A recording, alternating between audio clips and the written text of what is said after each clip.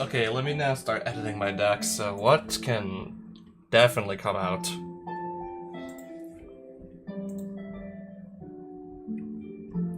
Most expensive spell in my deck, I think, is like not even necessarily 7 mana. It's mentioning that it can cost 1 less to cast for each something creature type among creatures I control. And it can pretty often cost like less than 7 mana.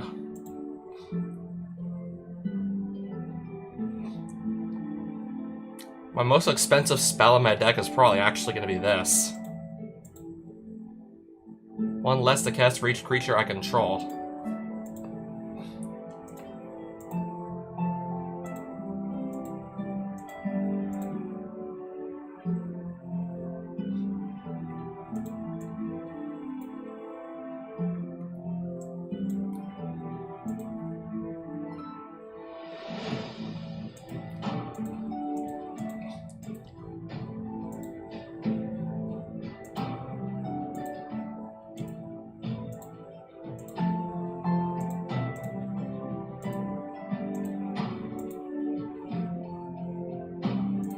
So that's got me thinking I'm probably not going to really need mana ramp that badly.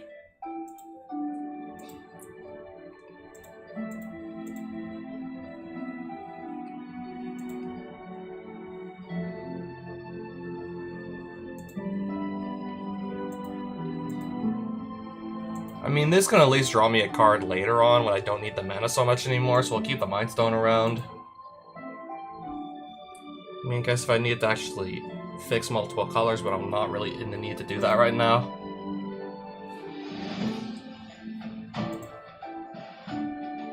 Sol Ring is just really efficient at actually making mana, so that's gonna get a pass. This too can also at least draw me a card when I don't need so much mana, so we'll keep that around too.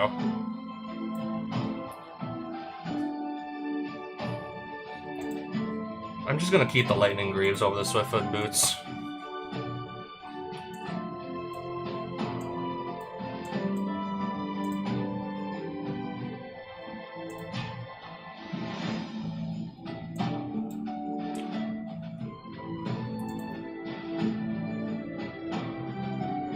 Okay, this is pretty much Banishing Light, I see. More or less almost like almost the same thing.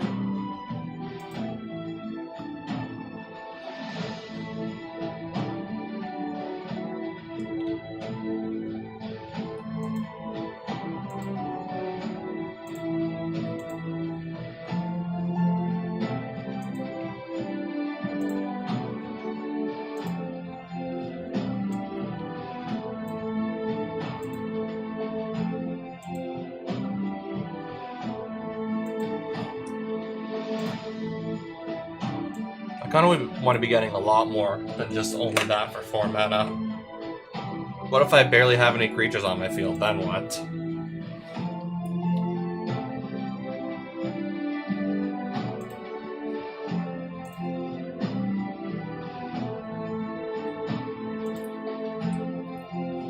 Another sort of pseudo removal card here. Yeah, likewise for pacifism as well. Skullclamp definitely going in. I guess if I need to get rid of a pesky artifact or enchantment. I'm already trying to have plenty of creatures enter the battlefield, so Soul Warden, that too. Also really like Shadow Spear. This card's apparently just busted, so the One Ring.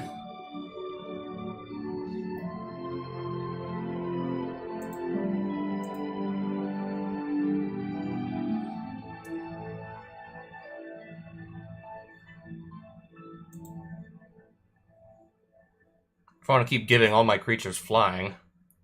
Hella Trooper.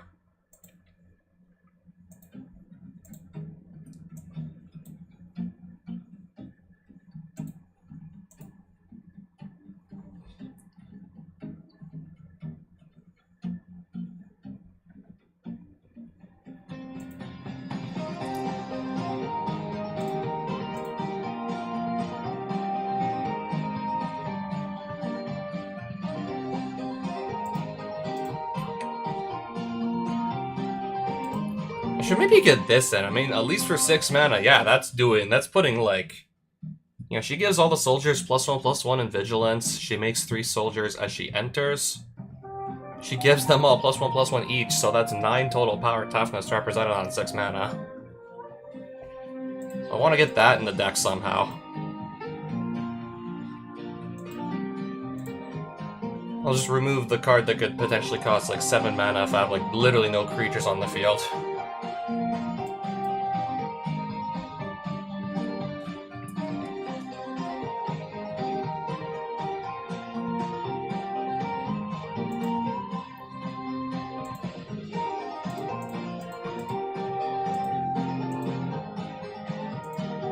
I just want to know how many lands we're currently running. 41. I could actually probably just cut that down to 40 and still be perfectly fine.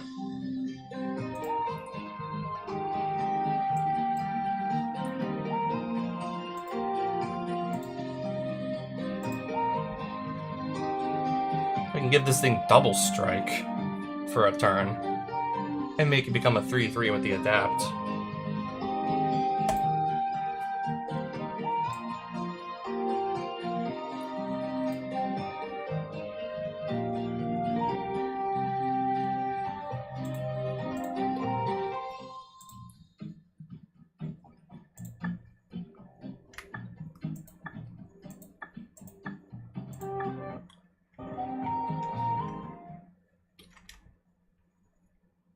Alright, we're just gonna go into the swamp.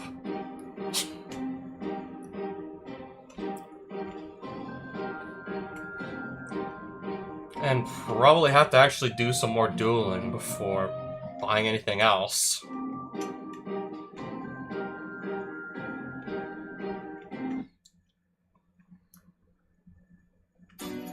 Or sell some of the other cards I might perhaps not actually want. But let me first see if there's anything worth buying around here.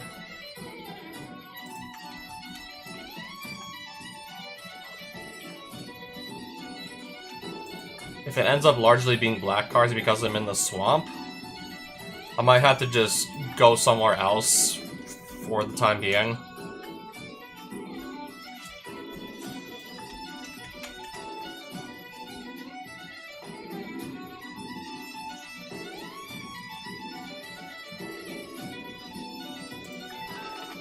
Let's see some more cards here.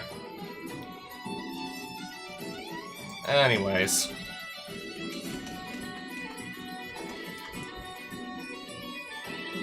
Oh, there's another oh wait, I'm playing Commander mode. Of course, I'm playing Commander mode. I already have the Soul Warden.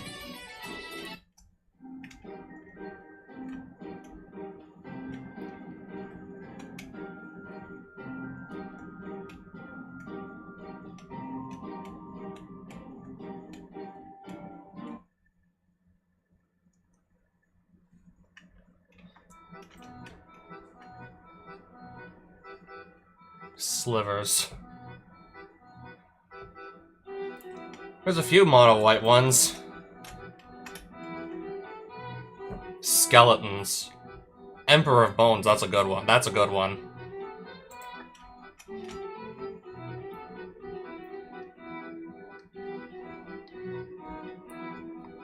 And a bunch of demons. There's probably some good ones in here too. Yeah, there are some good ones in here.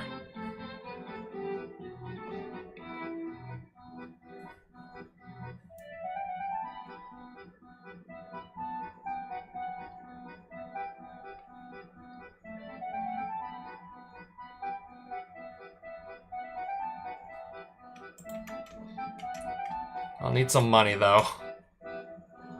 Surely, yeah, I can sell some of my cards around. I'm keeping Arcane Signet. What if I actually pivot to running multiple colors and then I actually need some color fixing? Arcane Signet would be, like, ideal for that.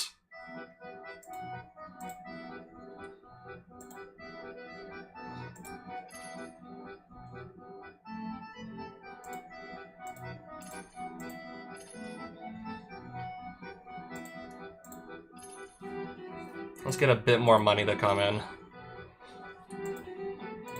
There are better mana rocks to be had. I guess I'll sell some of the mana rocks that aren't so remarkable. I guess this one's okay.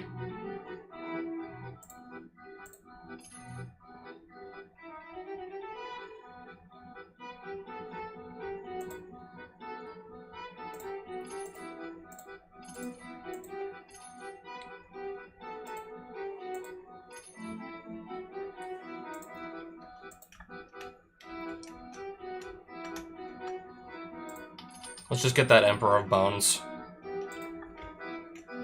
I'm not able to play it for now, but if I do pivot to a deck that plays black, and especially one that likes to reanimate stuff, that would be perfect.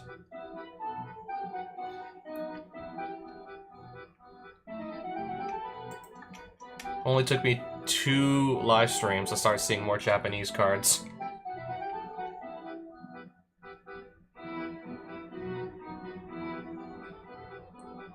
Something to do with jellyfish? Creatures you control with flying get +1/+1.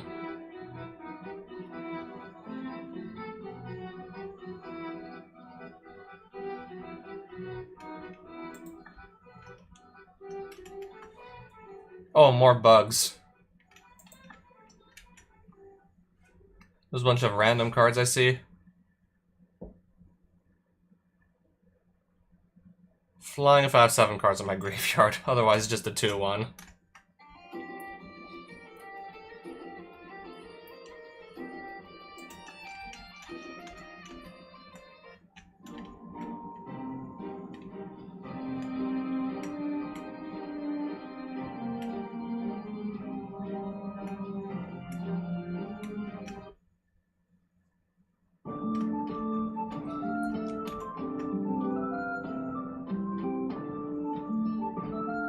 Okay, there's a very playable commander. Also, whenever I discard a creature card, I can pay 2 in a blue and just make a tap token so that's a copy of that card. That's another very playable commander right there.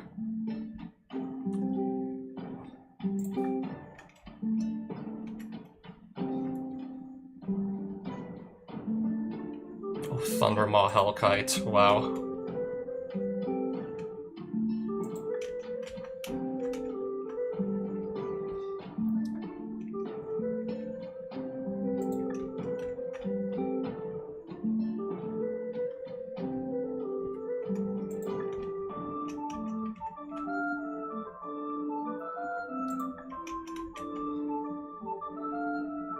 Destroy all green creatures.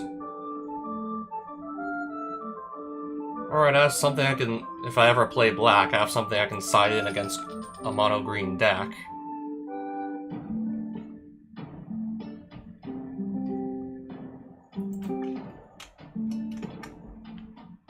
Okay, land cards. Nothing crazy in here.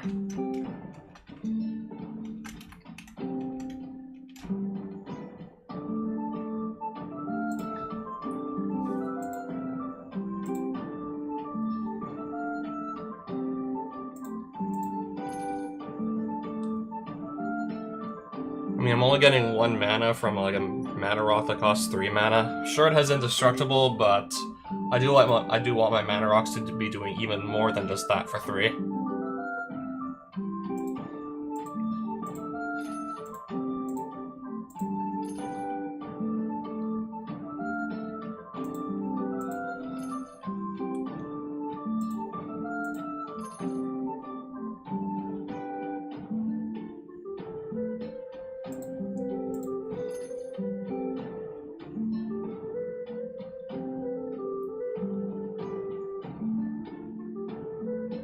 I think I'll let go of that.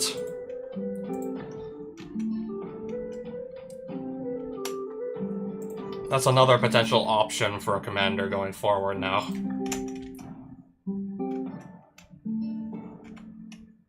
Discard large creature cards into my graveyard somehow, and then just pay like 3 mana to essentially make a copy of said creature.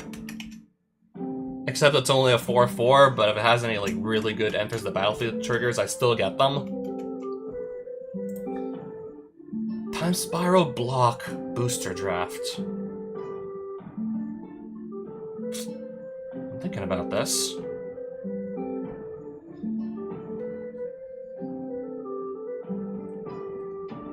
I did already play one of these, but that was in like a previous like Forged Adventure series.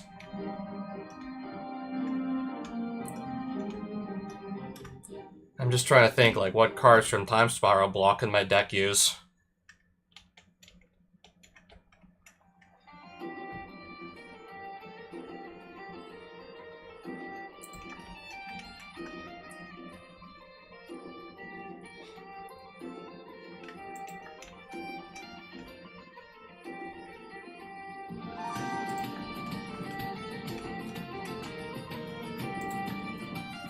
Theros block has some good stuff in it.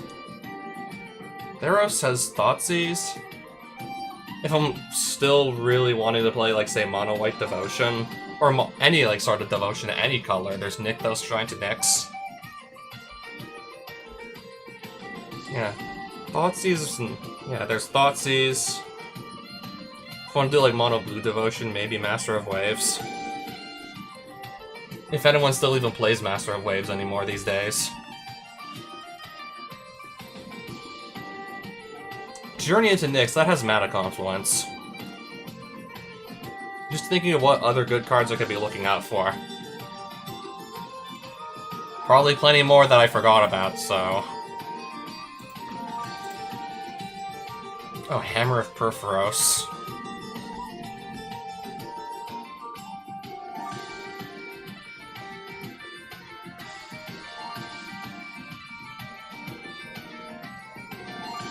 I would still really want to be able to go into white. The color that I'm actually playing. So I get some cards that can actually go to my deck if I win all 3 rounds of this.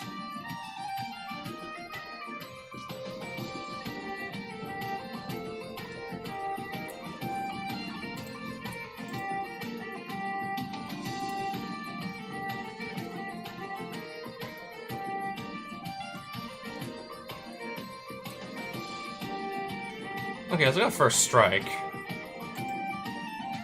And then give something else +2/+2 in First Strike if I paid a 6 mana. And then when that dies, it just falls off and becomes a 2/2 First Strike again.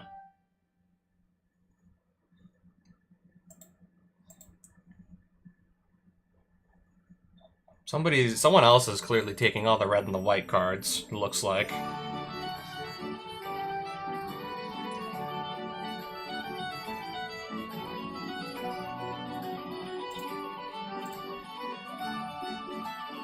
Alright, I don't think I'm gonna need yeah, you usually never need Land Destruction Unlimited.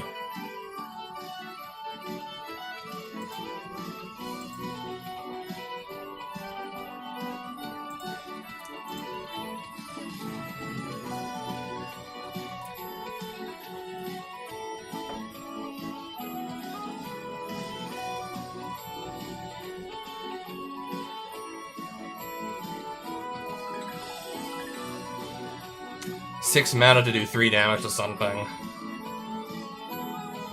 I guess if you're absolutely desperate for removal, then I guess. And limited, I don't think I can be too picky about my removal unless it's especially bad.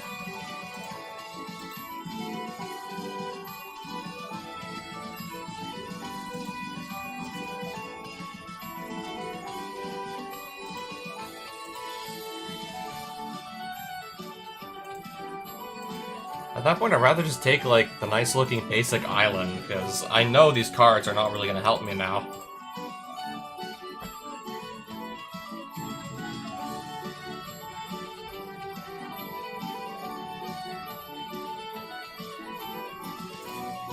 Okay, there's a reasonably playable red card. 3 damage to each of 2 target creatures and or players. 6 mana, though.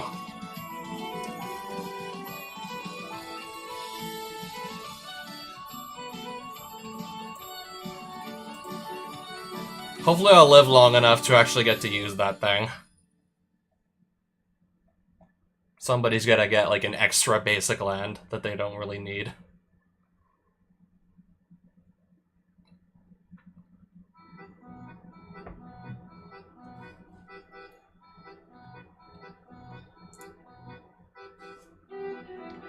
Since I'm actually literally playing Daxos, Blessed by the Sun, that's just hilarious. Acolyte's Reward.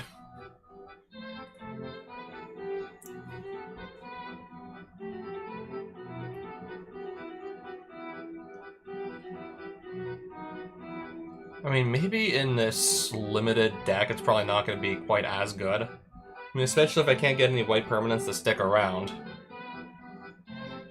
Then it wouldn't be doing me any favors, in fact. Maybe I'll find some more... Maybe I will find some more white cards, hopefully. Yeah, I feel bad about attacking with this into anything but an empty board with that 2 toughness on this 4-drop.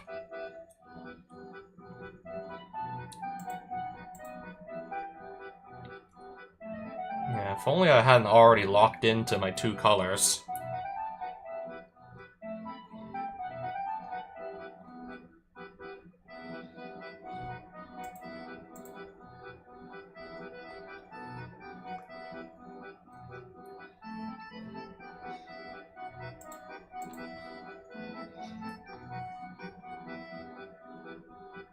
I actually need to have a board presence for this to do, like, I don't know, anything.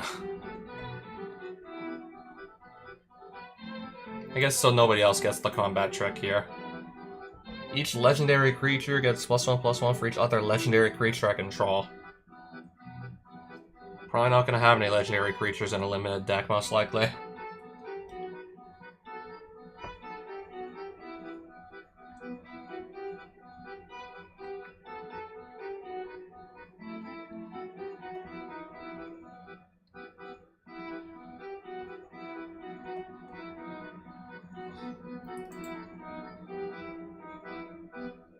That might be the best card in the pack.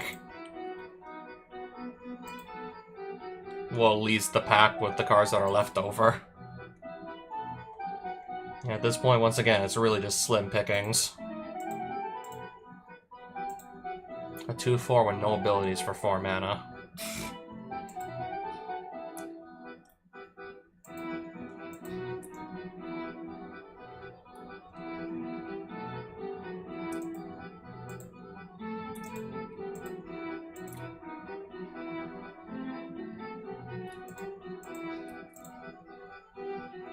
Okay, there's another good red card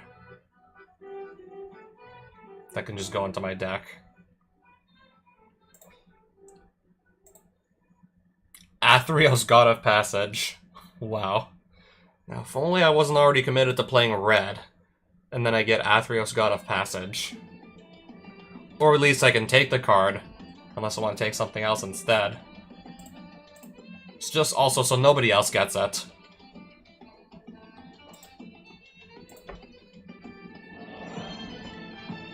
A land. If you're playing only 2 colors, you're not going to need mana fixing that badly. I'd rather just have like a really good creature at that point. Or at least the best creature I can find.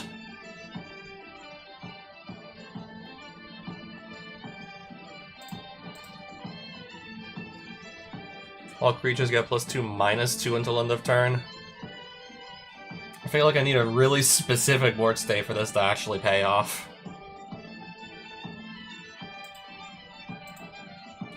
And part of it depends on exactly what my opponent's playing too, so no thank you.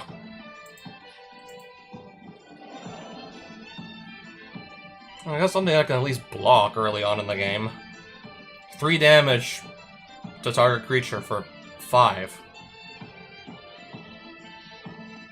2 damage for 6. Oh, and +2/+2.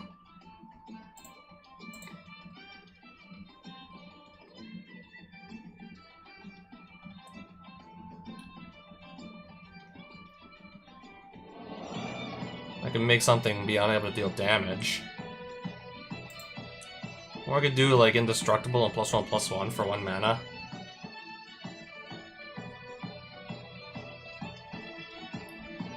Plus, if I need to target multiple creatures, I could just pay like 3 mana per extra target.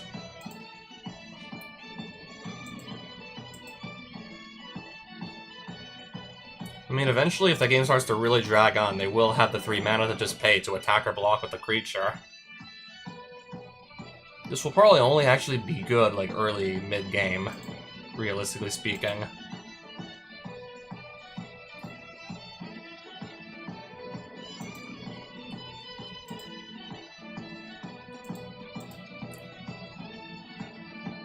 Any number of target creatures can't block.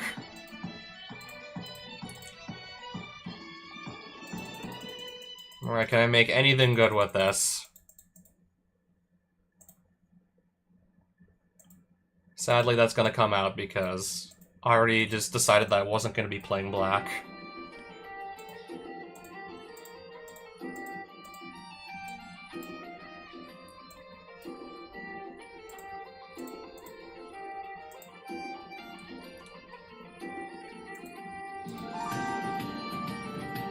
Now I gotta just get this down to 40 cards.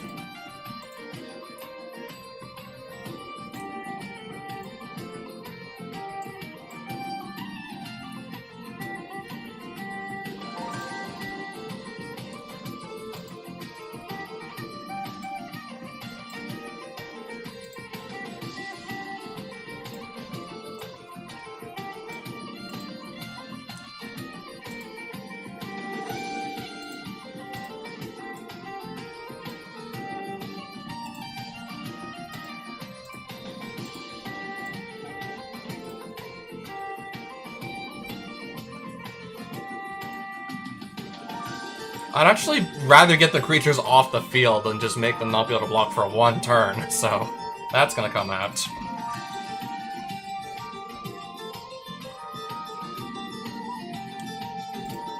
We don't need land destruction limited, so that can obviously come out. I kinda got stuck with this. It was one of the last cards in the packs, so yeah.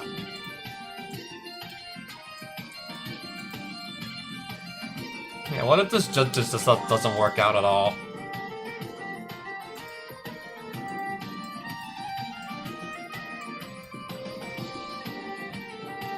Okay, we could definitely take some creatures out.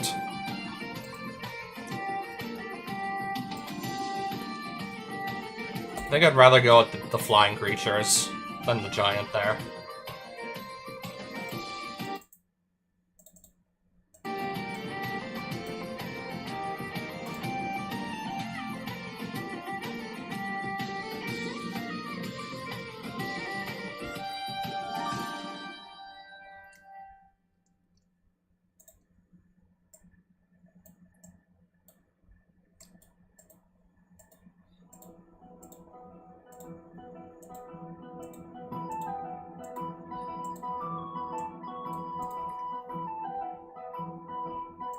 Yeah, that doesn't look like it pulls its weight at all, the Great Heart.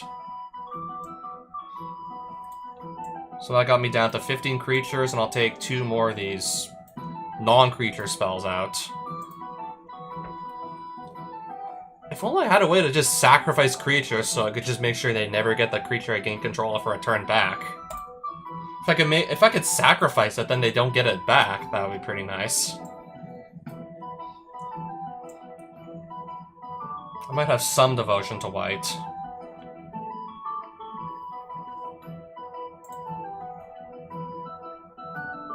And that potentially doubling as removal is also nice.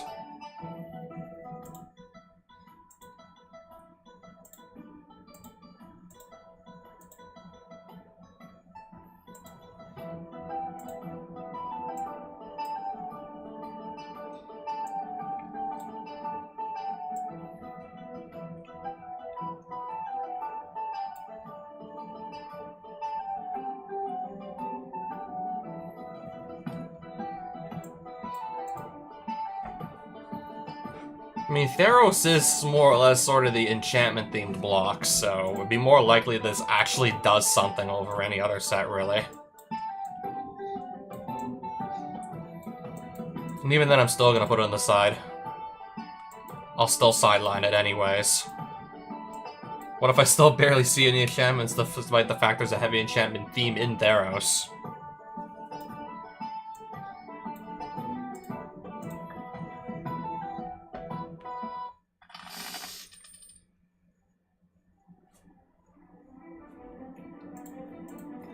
Alright, now time to really just see if this deck can do anything.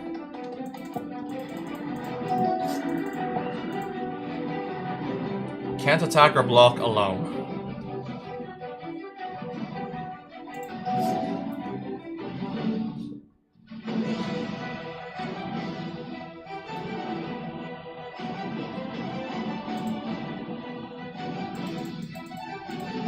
I didn't have a turn 2 play anyways.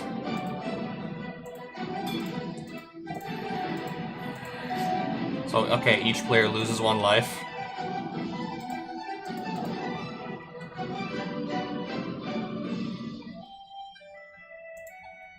Oh no, just want to put a creature on the board. They both fly.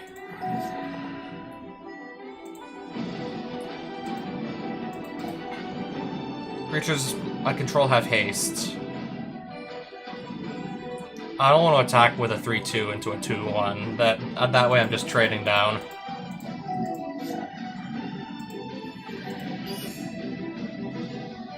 +2, +1 on this thing.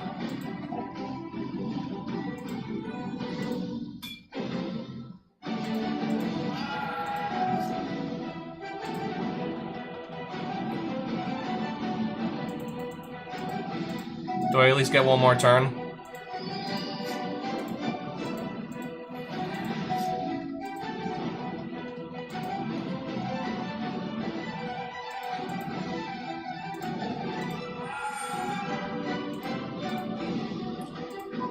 I'm paying too much mana for Pinnacle of Rage. There's no getting around it. 6 mana and it can't even, like, let me, like... It can't even help me, like, win the game.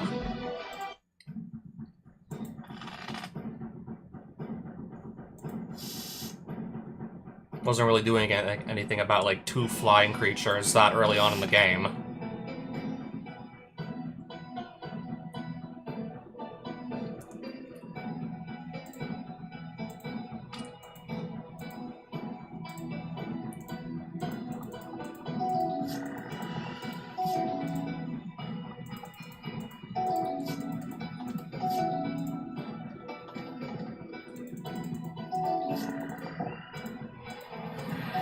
Yeah, speaking of flying creatures.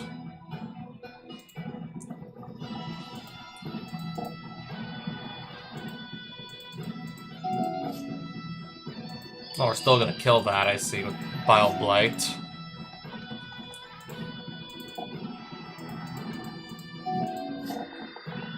Another removal spell.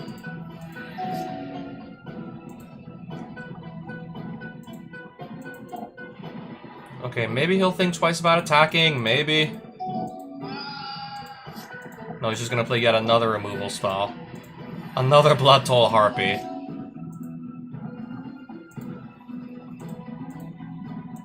For 6, I can kill both. Pass. Pretty much spend all my mana to do that. Oh, I'm gonna have to discard this card from my hand, it looks like.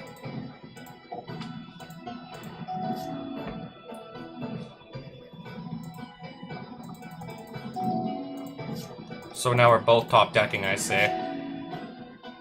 Okay, that could not have come at a much better time.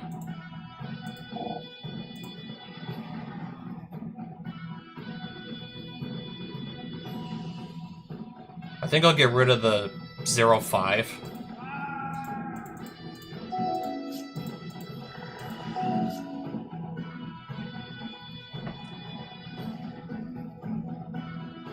Alright, this is basically a blank card right now. Okay, I need to just pay 3 to keep attacking with this.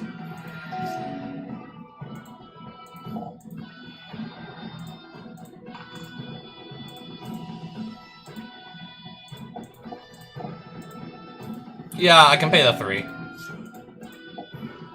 Blood-Crazed Hoplite. At that point, I don't think it's really doing anything.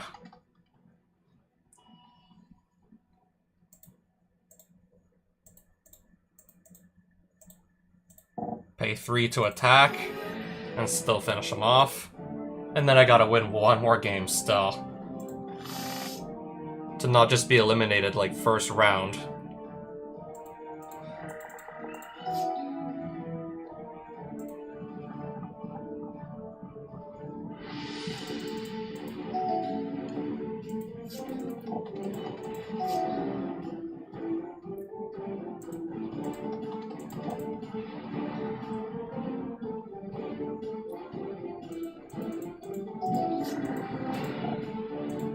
Okay, there's that flying creature again.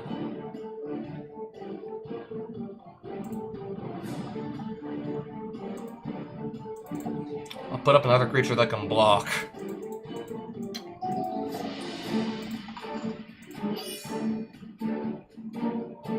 Never spiteful returned or enchanted creature attacks. Defending player loses 2 life. So it will attack.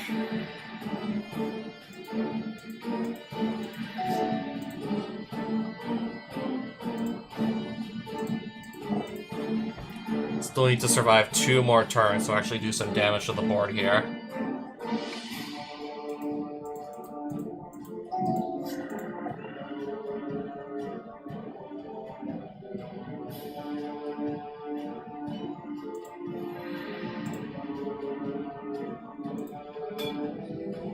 Thinking we have to just block just to not die.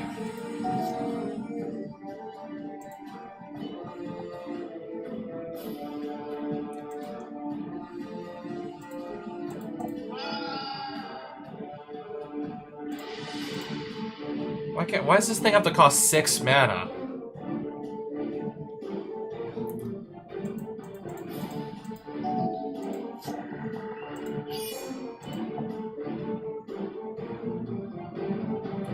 And now I have to just go to 1. And then hope for some reason this doesn't just attack me.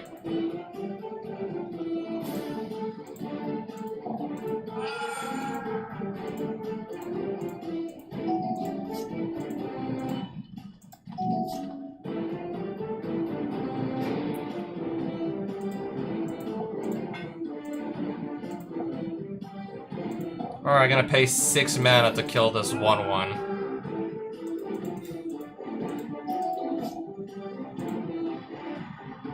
Okay, now his creatures have Death Touch.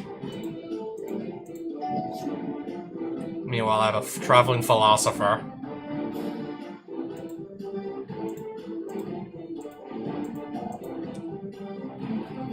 Oh, nice! I just gained some life back. I could certainly use that. I could definitely use that.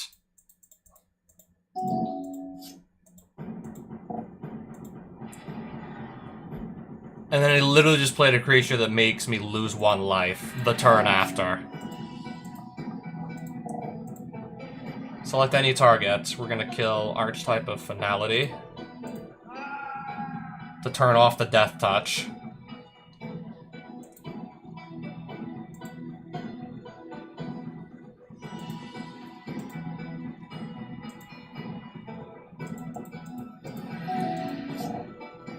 What does this do? Tap target creature an opponent controls when it attacks, and I guess plus... yeah, we're dead here.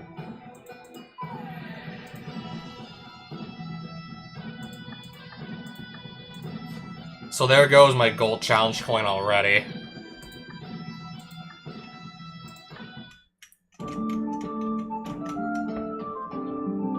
I think we actually had a shot there. I was hoping maybe we had a shot with that one.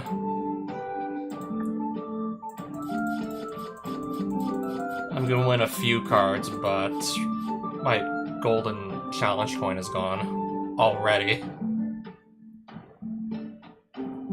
Yeah, anyways, that was kind of a disaster. Now I'm gonna need to actually save up money to attempt another booster draft.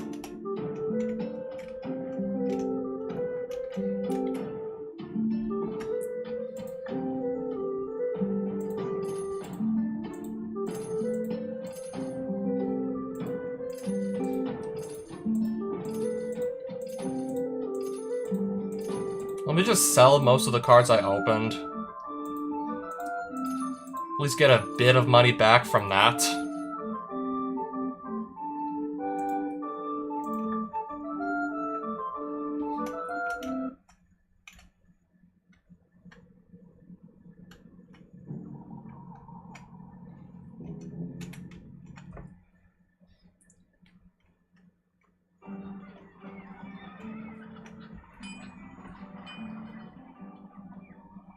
Interesting.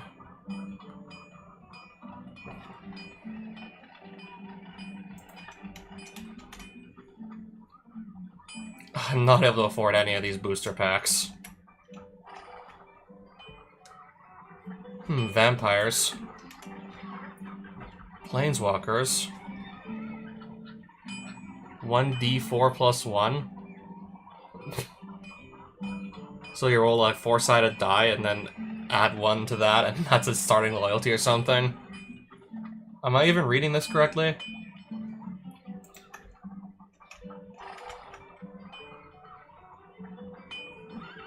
There's our second Spider-Man of the series that we just found.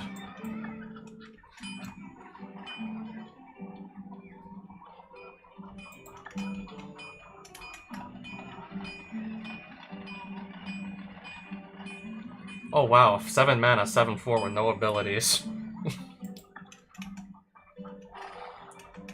Totally not what I'm looking for, though.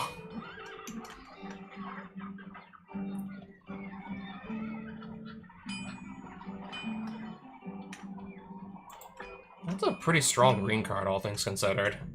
Except I'm not really playing green at the moment, and don't know if we'll actually use it in like a deck at any point, anytime soon.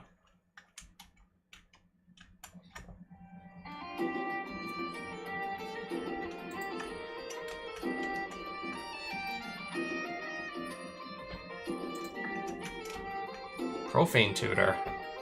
Basically Demonic Tutor, but they make you wait 2 turns for it.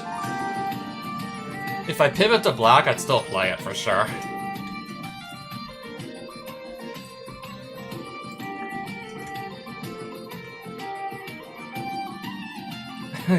Phyrexian Tower. Yeah, we're seeing plenty of good cards here.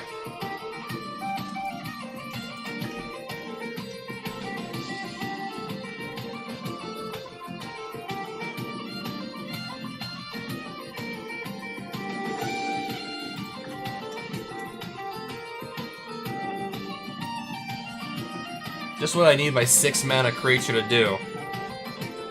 Make more mana. When I already have 6. Access to like at least 6 mana.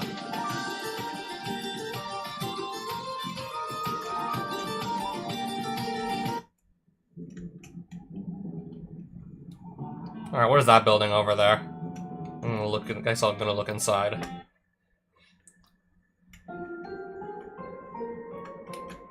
Looks like another town, but at the same time... I see zombies running around.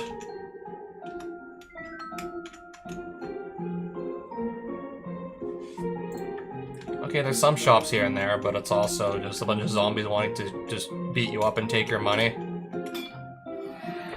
And skeletons.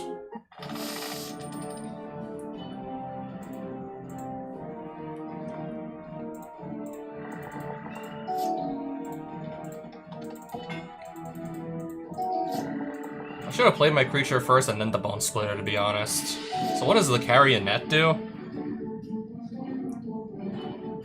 If it's in my opponent's graveyard, they can pay 4 to exile this and any creature on the field from the game unless I pay 2.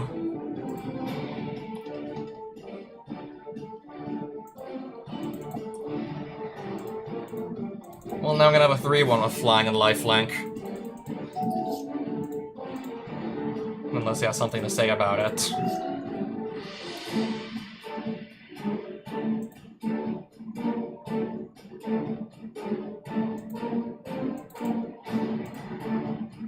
Let me play this as a creature. And then attack for 3 in flying.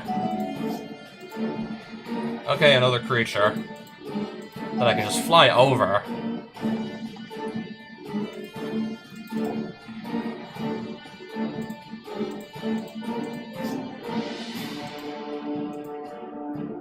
Let me cast my commander.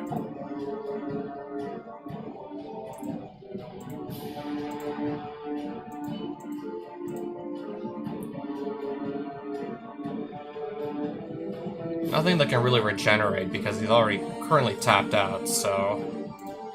I'm gonna swing with everything that can swing.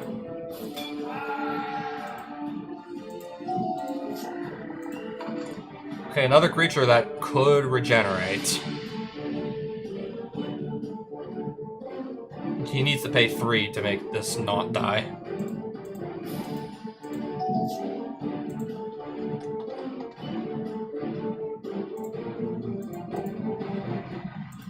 I have a bunch of ETBs here, it looks like. Or else attack with our 7 toughness commander here. Okay, this can stay back.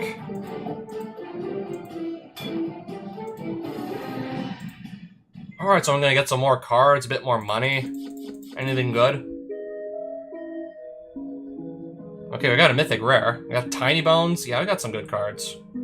A few good ones.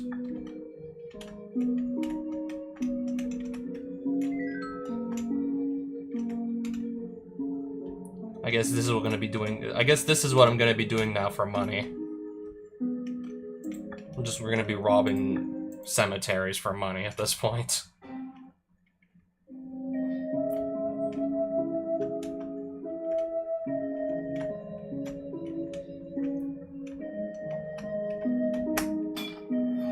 I guess I can do that. Fight that skeleton too.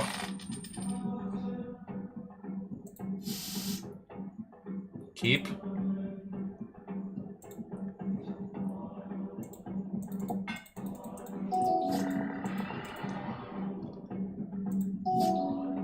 Okay, this is the skeleton deck with the snow-covered swamps.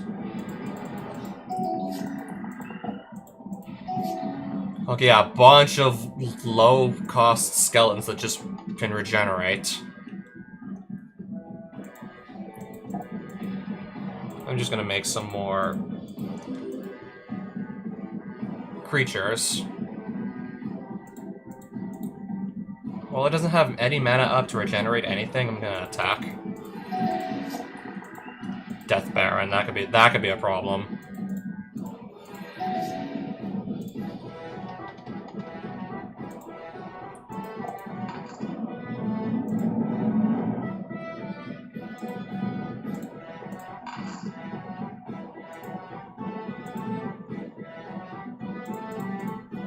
Maybe he'll block?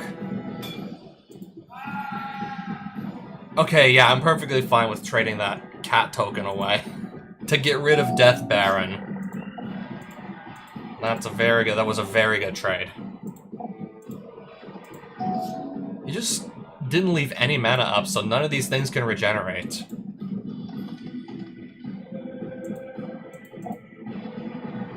I'll draw another card, let's see what that'll be. Another land card.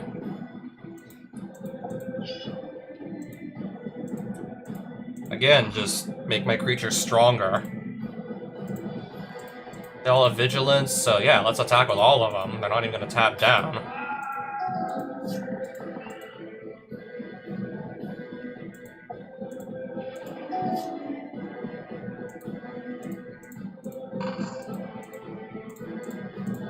At this point... Okay, one of the creatures did die.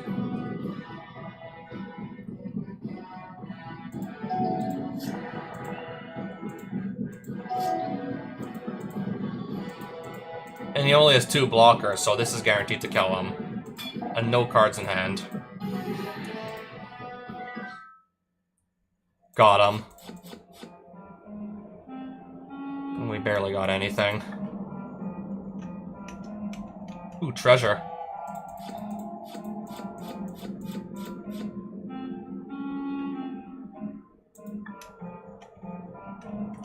I'm gonna probably take this treasure chest and then just make a run for it. Gonna do F4 to just make a run for it here.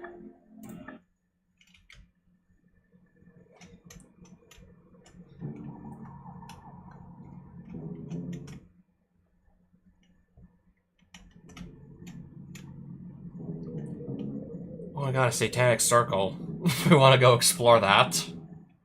I'm gonna at least take a look and see what's going on here.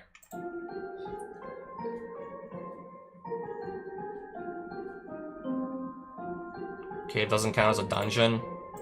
I had to defeat these enemies just to... even attempt to grab any of the treasure.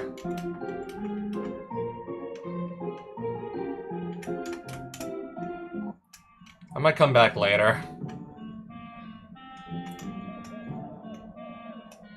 I mean, even then, I can just go back, sell some of my cards, and maybe pick up something else in the meantime.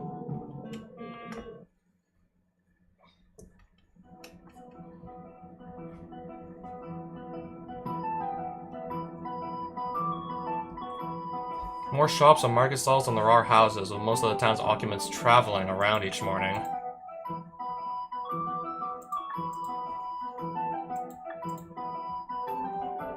What better way to make some coin while you explore? Maybe get a quest or two from the...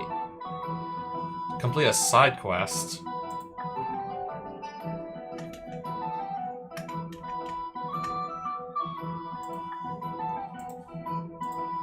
I'm just gonna go sell the loot from those skeletons from that graveyard.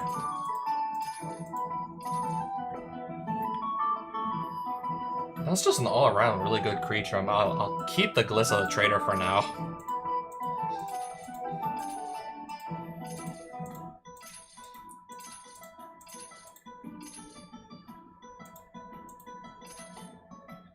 Yeah, I think I'm gonna let go of Tiny Bones as well. I was certainly thinking about it.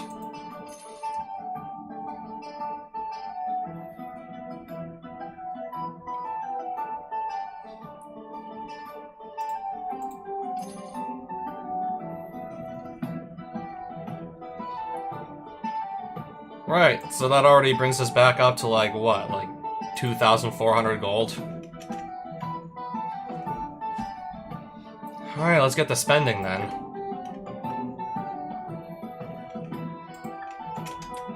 Psychic Frog. I'm gonna definitely take that, if that's there. Definitely pick that up if it's being offered to me.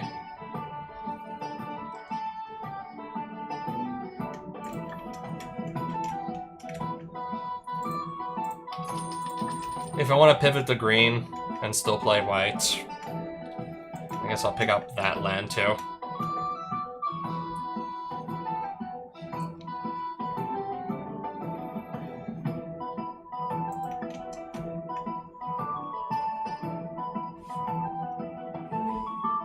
Players can't draw cards or gain life at the beginning of each player's draw step. They lose 3 life, search the library for a card, put out their hand, then shuffle. But yeah, my opponent's gonna be the one who's gonna get to search the library for anything first.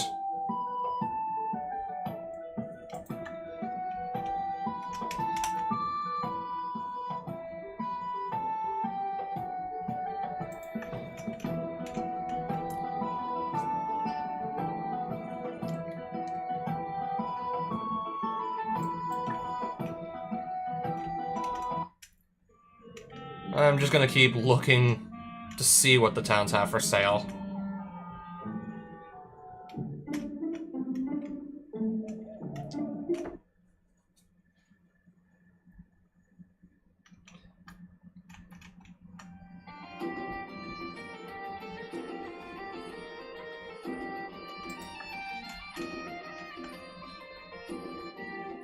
Flying Double Strike Lifelink. Whenever you gain life, draw a card. 7 mana, though. Unless I'm just able to cheat that into play or somehow. Or just survive long enough to get the 7 mana, I don't know.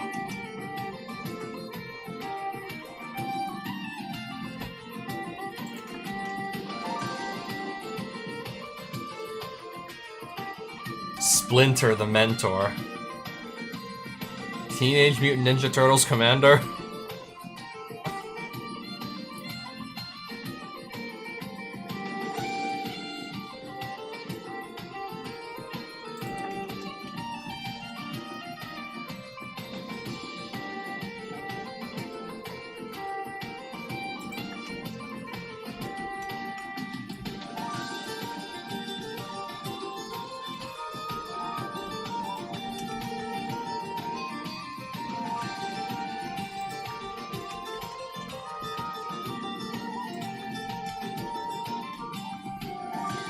I do potentially have a plan for this.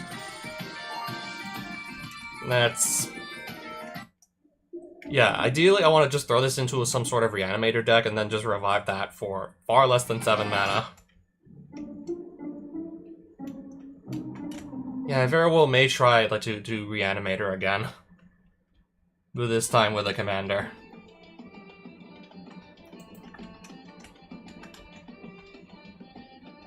Oh, speaking of which...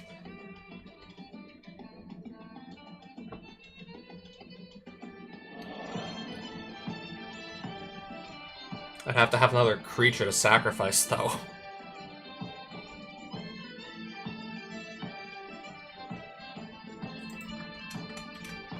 Let me see what else is for sale here.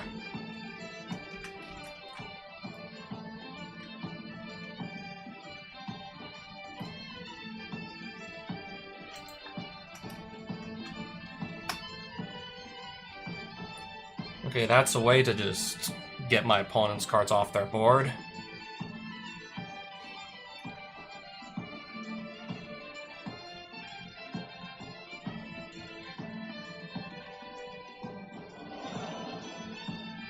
Pretty solid removal spell, all things considered, so I'm gonna buy that.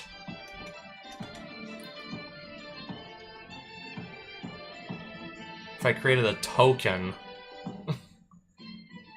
Yeah, if I can create tokens, that is. Juzam de Jin. Yeah, we know what that does. Target permanent I control gains protection from white until end of turn. Target spell or permanent becomes white until end of turn.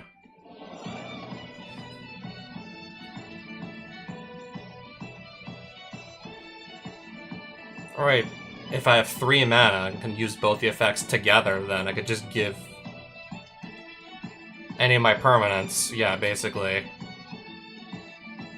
Yeah, basically just give it protection from whatever my opponent tries to do.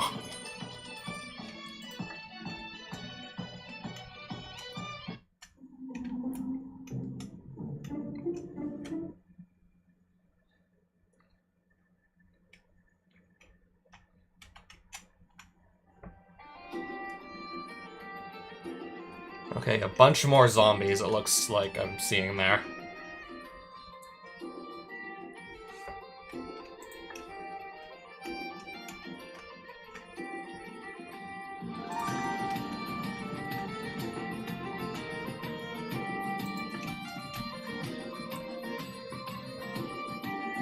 I mean, if I'm getting tired of seeing black cards, I might want to get out of the swamp. Because of course you're going to see black cards here. Obviously.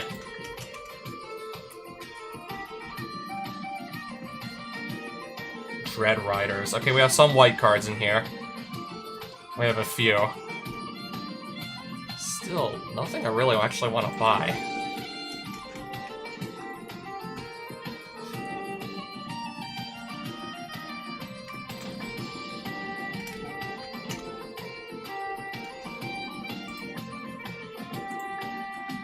Okay, can I go look at my new cards and add a few in?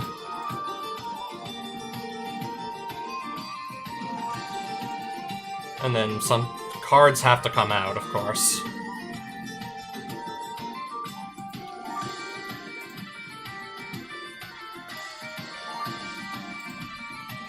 When that dies, draw a card.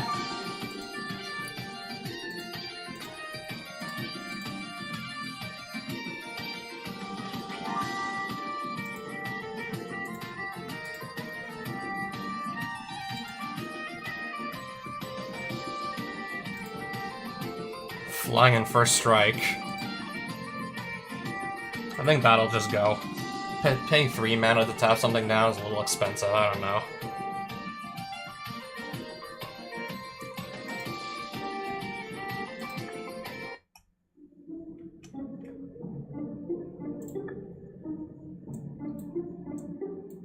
Yeah, I wanted to just pull up the map real quick. Okay, I have a bug following me. And some mushroom. Alright, let's just humor this flying... a giant fly. Let's humor this fly.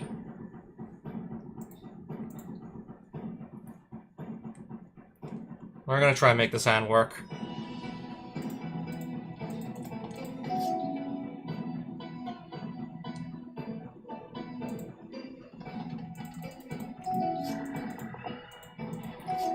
Scoot Mob at the beginning of your upkeep if you control 5 or more lands, but that could potentially get out of hand.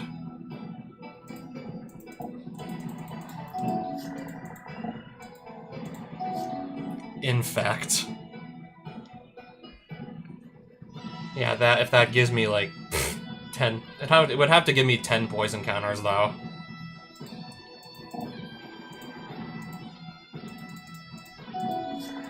This thing's still, I mean, I can't block it. I don't have any flying creatures right now, so of course it's going to attack me.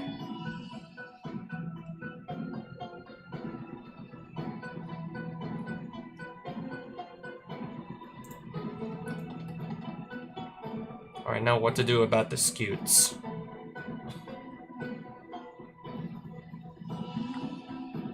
Yeah, before it just becomes, like, too much of a problem, what to do about the Scute bugs.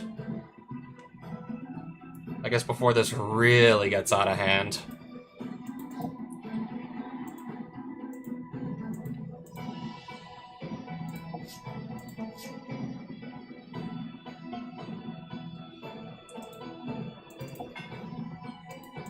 Well, I guess we'll attack for 2.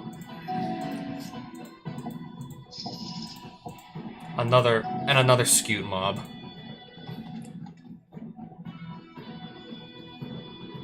If I need to just get rid of one of these, I totally at least could do that. Or just prevent it from ever attacking or blocking ever again.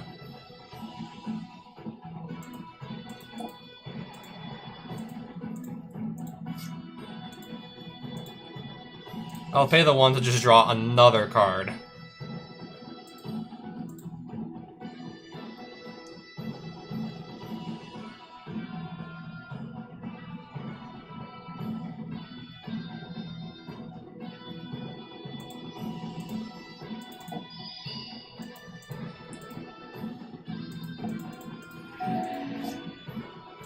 Okay, there's their... Yeah, there's their forest card. So now they're on, 5 lands. Can't believe we're about to use Wasteland this early on in the game. Trying to just delay Scute Mob and Scute Swarm from just either growing huge or this just making copies of itself. And the copies are going to have the ability to, again, just make copies of themselves. Anything to just make sure it doesn't get the 6 lands.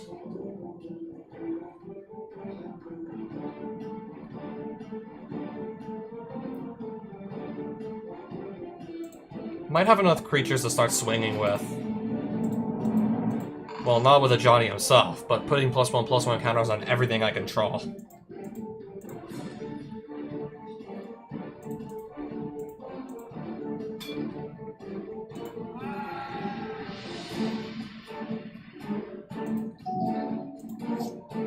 Murder, destroy Daxos, blessed by the sun.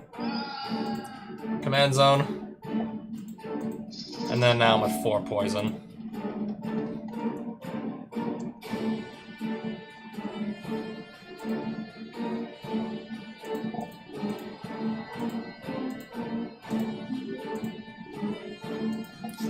I'm gonna get the trigger twice, actually.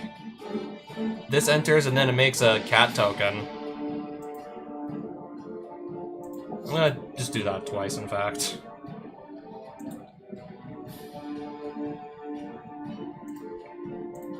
I think at this point I'm gonna probably force some blocks here because he's running low on life.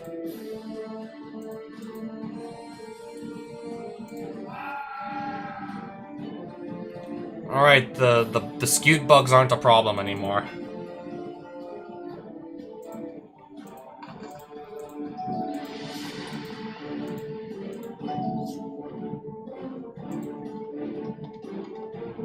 Alright, pacifism. Now this can't attack or block. The bugs are no longer a problem. Got him. Anything good, even. Okay, I got 1 rare card.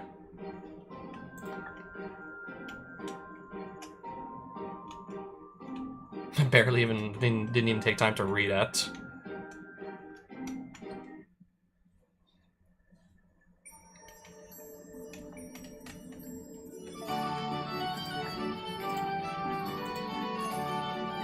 You may play lands and cast insects from your graveyard. I'd actually need to get like critical mass of insects for that to be worth it. That's something I don't have and don't think I'm going to be looking for either. Don't have that and I'm probably not looking for it either.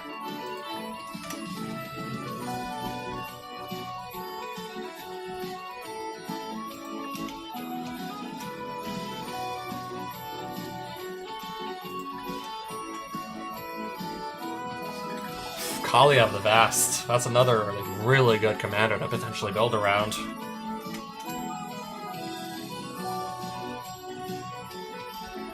Not that I was planning to, but that's definitely another really good option.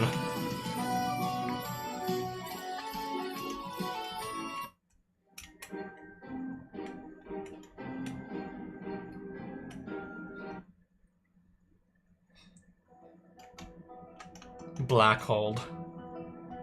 Perfect name for a town.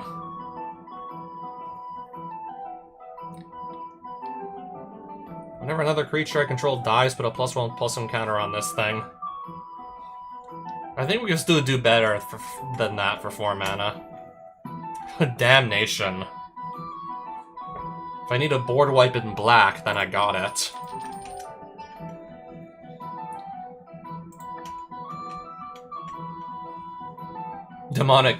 Literally demonic tutor. Exile the top 13 cards of your library. Search the library for any card, put that into your hand. Basically demonic tutor with extra steps. I'm still gonna grab this if I ever pivot to black. And then I'll just have it.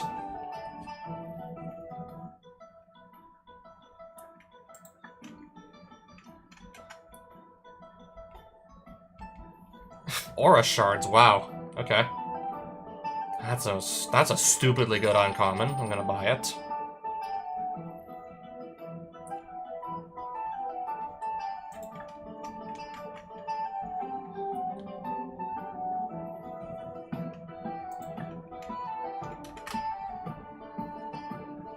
Tidehollow Strix. If I play both blue-black, that's a decent common. That's a decent common. I'll pick that up too. I'd rather it be a Baleful Strix, though. That also lets me draw a card when it enters.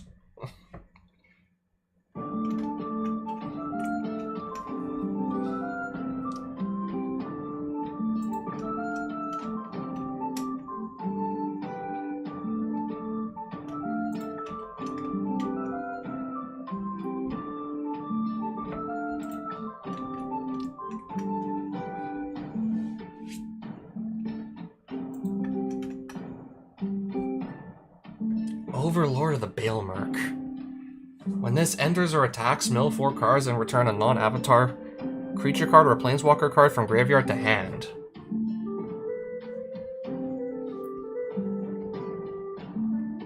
I think I want this.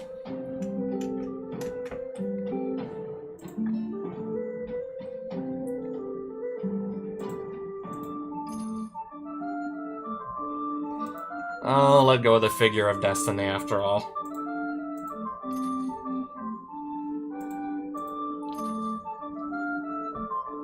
I mean, you have to save up for it somehow.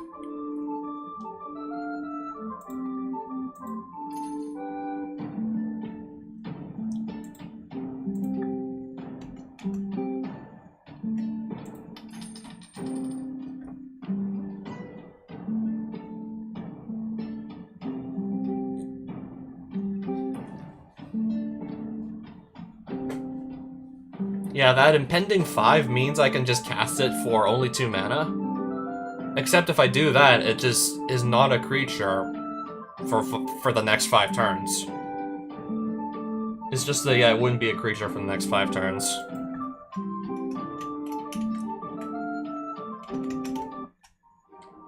Unless, I don't know, I blink it or something and it just becomes a creature immediately.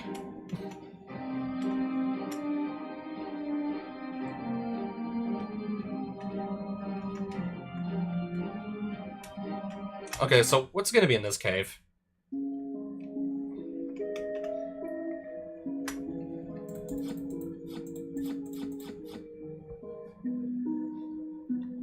Hey, that's a solid piece of removal.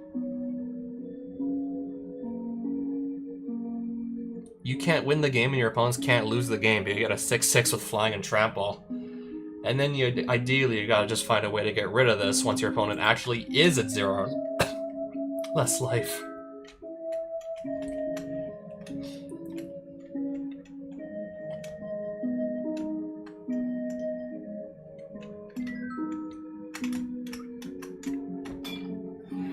Looks like I'm gonna fight this Revenant. Okay, starts on 20 life.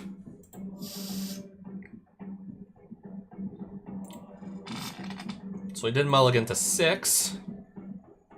I guess that helps me out a little bit. Oh, that's why I lost 1 life. The land itself did that. At the expense of it coming in tapped. Death Touch.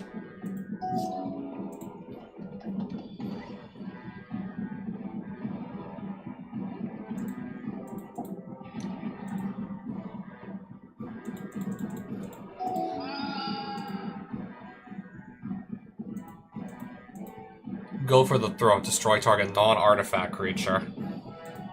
Yep, that would do that. That would work alright.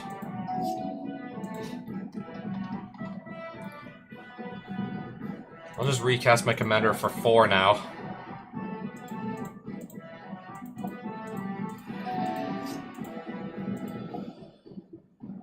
Okay, I have to mill 2 cards.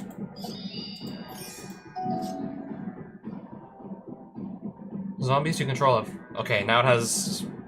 Okay, so I need at least 2 creatures to block this thing. And it'll still only do like 1 damage anyway, so... Big whoop.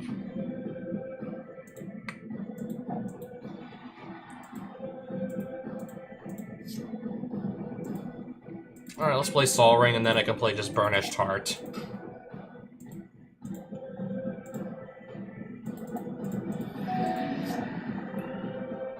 Choose a creature type, draw a card for each permanent you control of that type.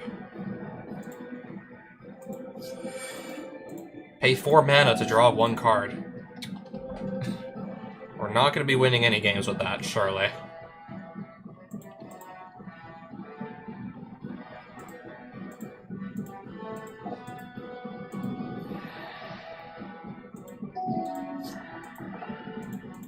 Yeah, that is fine. Now, what do I do about this? Maybe just throw it back into his library. I'm gonna play this thing for 2. Oh, it's still gonna resolve. I'm gonna play this Salt Road Pack Beast for 2 mana. Exile a creature with mana value 3 or less.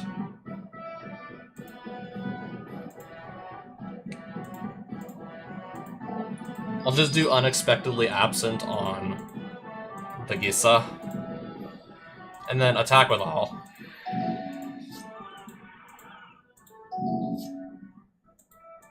I think we're good to go here.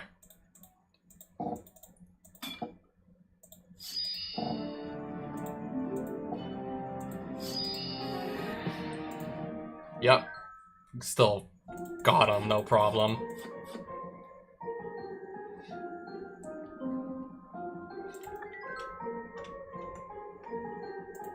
Yeah, there's a nice little bit of loot. Holy shit, it's the KKK members. Or at least that's what I thought they were.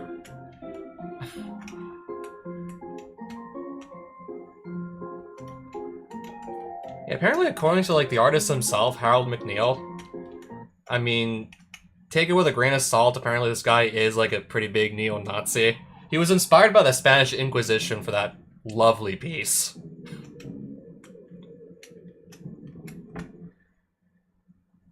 Yeah, we just got, like, probably the single most, like, offensive card in the game.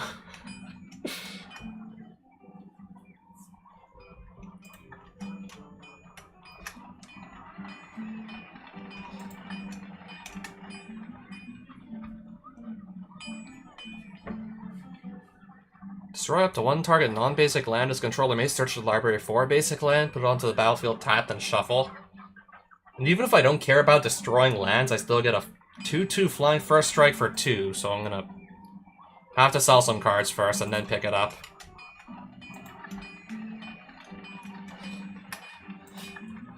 Gotta sell, like, some of our spoils.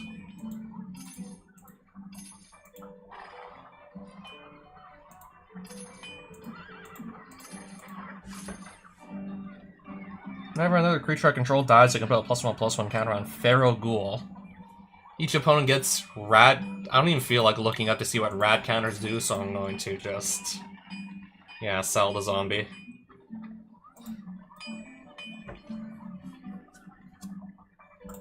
Krark the Thumbless. I might play that, I don't know.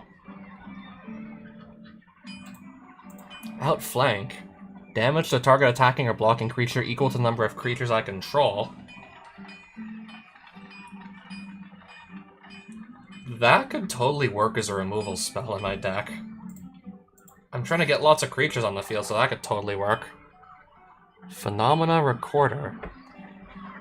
Enters with 3 film counters on it. Remove a film counter from this artifact. Copy target activated or triggered ability you control. I could probably find a use for that too, perhaps. Destroy all non-vehicle creatures.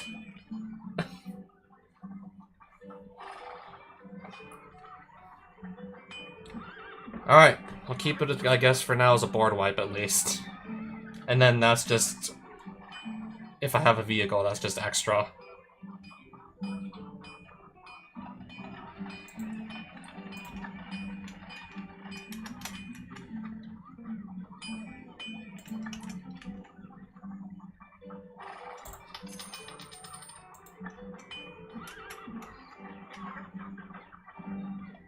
Phyrexian Obliterator.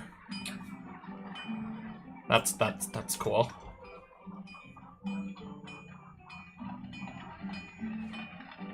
A Runescar Demon. When that enters the battlefield, I can search my library for any card.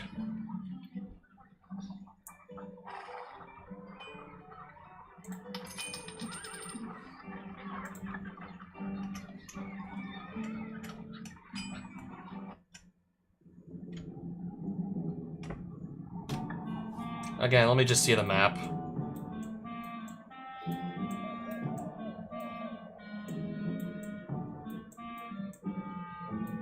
Okay, how far into the swamp did I actually travel? We're all the way over here. Oh, events. Okay, I actually have to go to the town first for it to reveal what is being drafted at each town. I should do it to go to these towns first.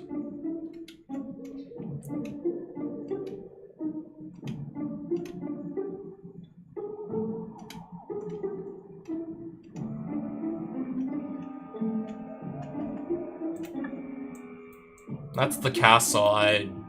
I'm not gonna be attempting the castle anytime soon.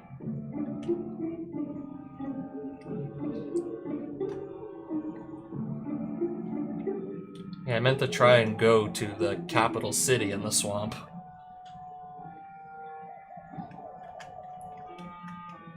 Yeah, I meant to go and pay that a visit.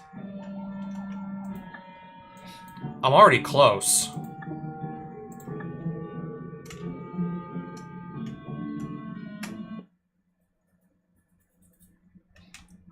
Black Camp. Doppler Foundry. I'd ideally want to find Sword of the Meek to combo with this thing. I mean, it's still dirt cheap, so I'll buy it.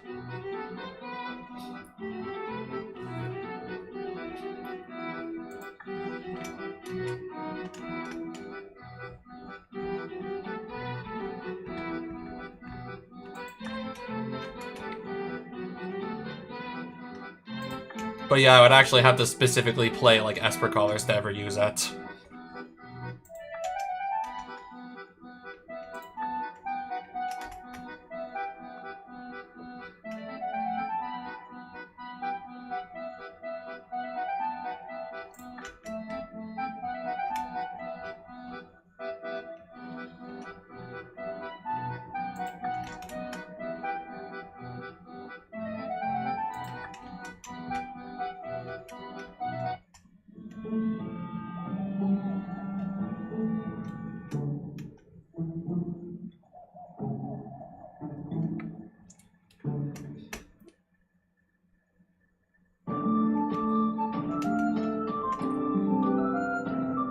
More artifacts.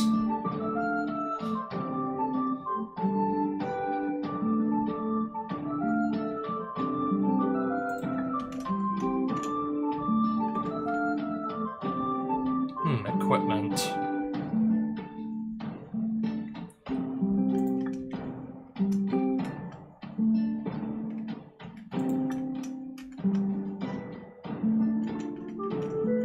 More skeletons.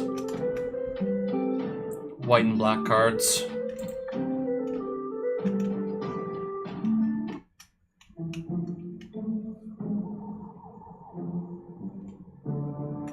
Okay, this is probably the capital city. Certainly looks big enough to be that.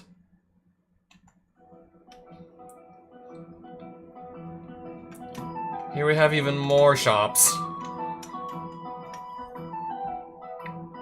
If there's anything I can buy at the moment.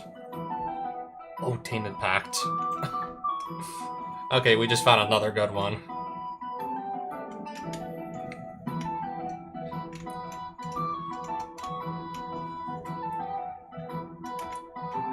Where's the inn? Because I might need to sell some cards again, because I just literally found that.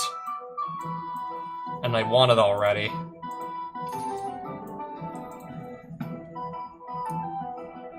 I think I'll let go of the behemoth.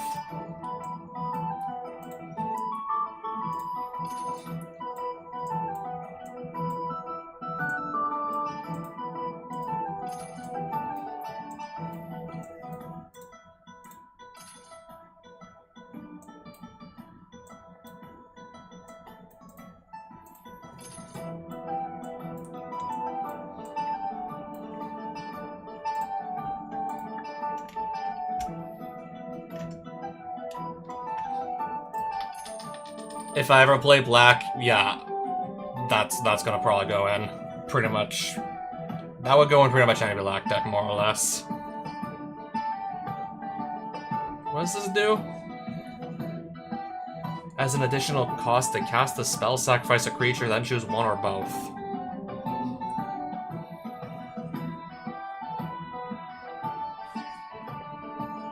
I'm just seeing if this is any good.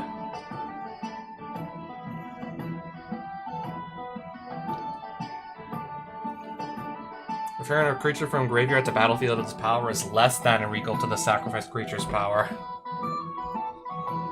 Well, I can also just destroy any creature anyways if I have something to sacrifice. I think I'll just swap out a random basic land for this. Because it can just plain cycle into one anyways.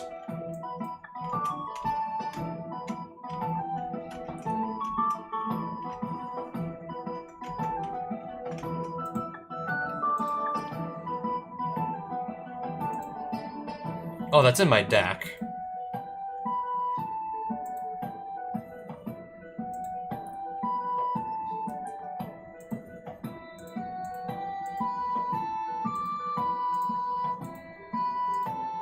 Remove planes from my deck.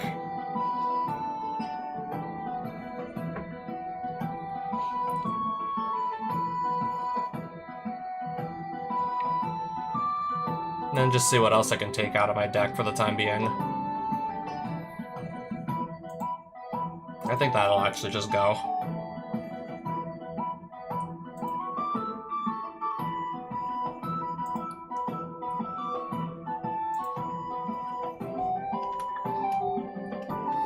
Arena.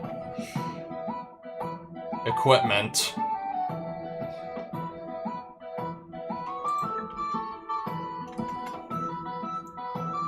Black Rune teleports you back to the swamp. So it would just put me back in this capital city.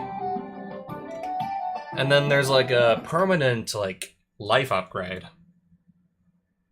If I just have a little bit more money to actually buy it, so I'll just fight some random enemies outside until I have enough capital to either gold from the enemies themselves or the cards they drop. And then I can just buy it.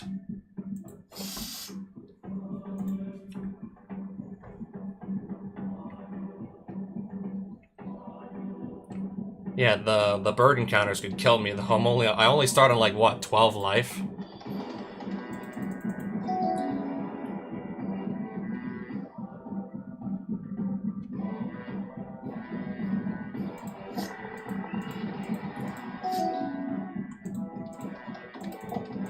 Pass. Equipped creature gets +1/+1 for each soul counter on Malefic Scythe that enters with one. Whenever equipped creature dies, put a soul counter on, well, yeah, Malefic Scythe.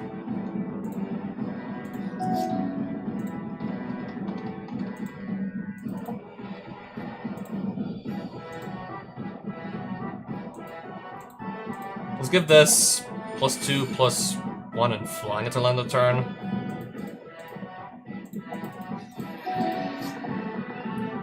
Bone Splinters, so he sacrificed his skeleton to kill this thing.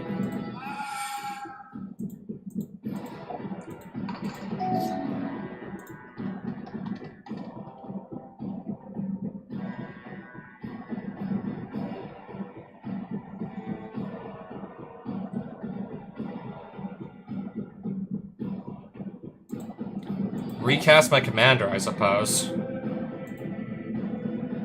then just pass. Yeah, I'm gonna let this hit me.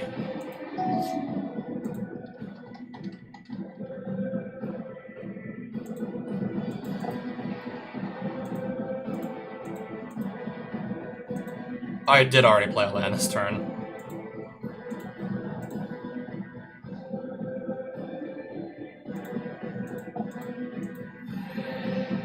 I got him to 4.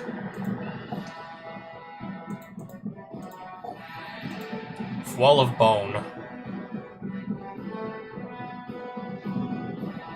Now I gotta get through this, among other things.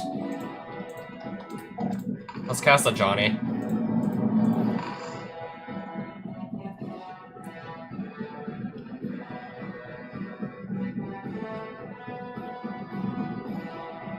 I do think this Wall of Bone is gonna start to become a problem now. Having to attack over this.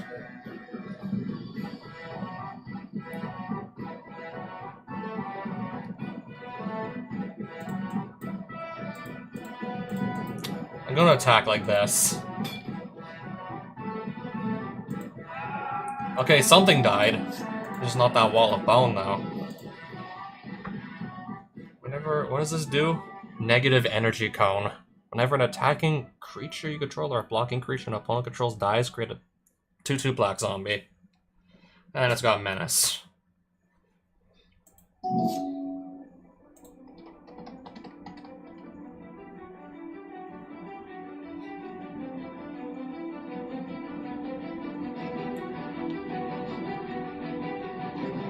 I'm just gonna play this as a 2/2.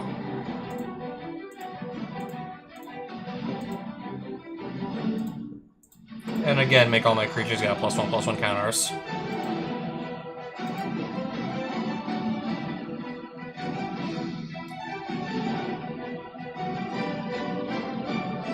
So yeah, I've got this 4/6 in the way now. I'm really not sure what to do about it, exactly.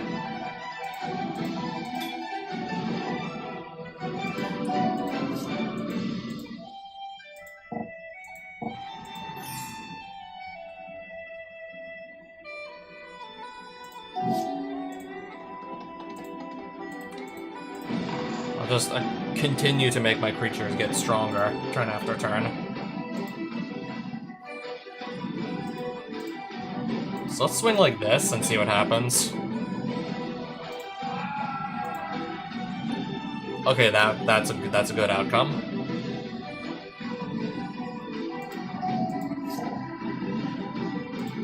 Okay, it just came back. Tapped.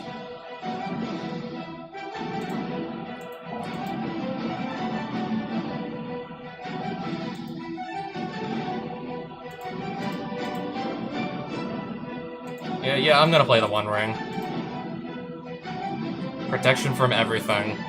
Until end of turn.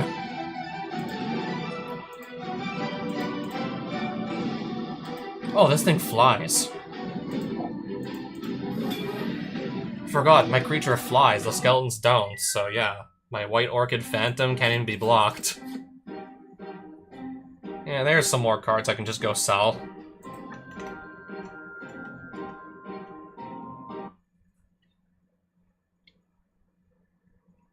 So, let me back in town so I can do that.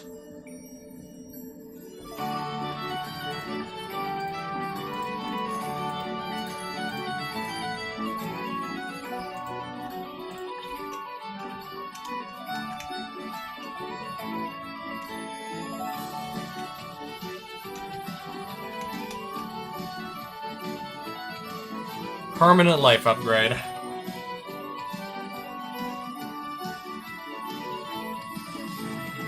I'll need to start really saving up for these.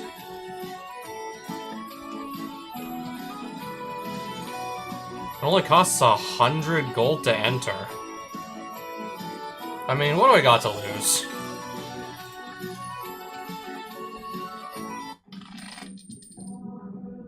What do I got to lose, really, besides maybe 100 gold? Okay, I just got Skullclamp in my opening hand.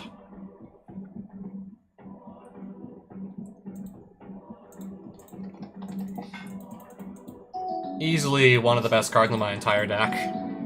I mean, it's Skullclamp, so what do you expect?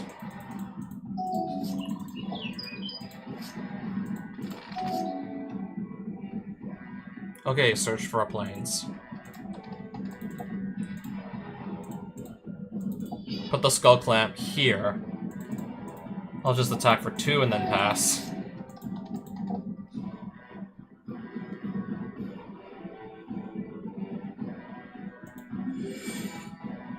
Okay, she gained some life and made some human tokens. Alright then.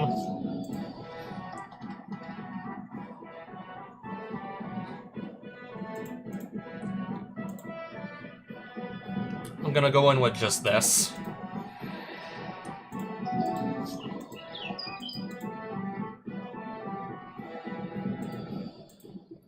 Probably could have just blocked here.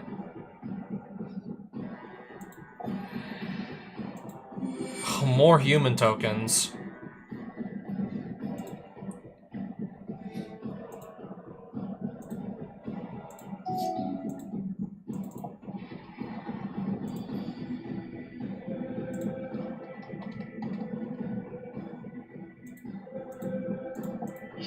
That's just gonna let me draw 2 more cards. And then this will let me draw another card.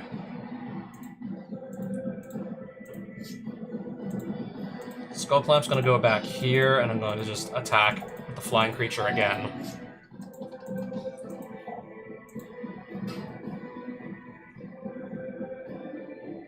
Alright, is that it? Is that all it does?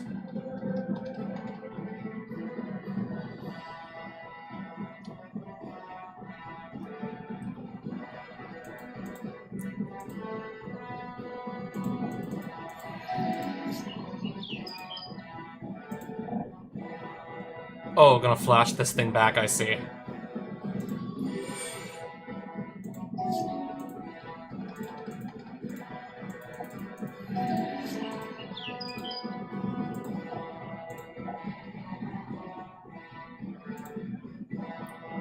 Okay, it's just a creature with lifelink.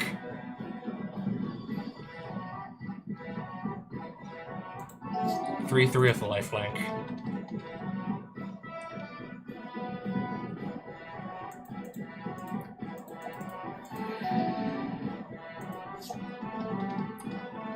Enchant a creature as defender. So my thing cannot attack. Attack with everybody.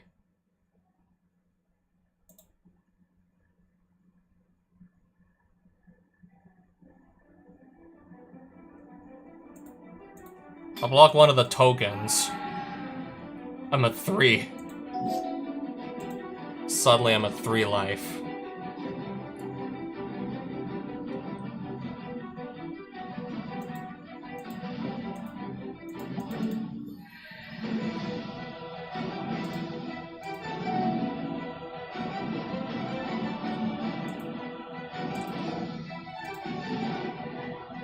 Tap all creatures you don't control.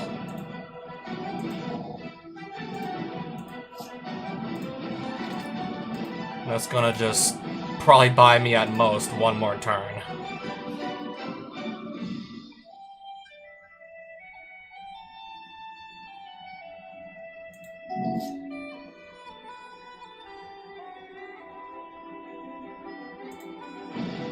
And this can just block one of my creatures anyways.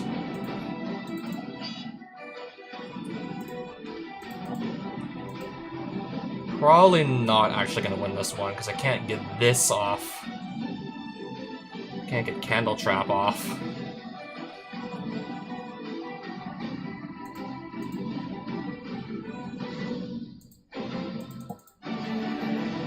Alright, I got her to 2.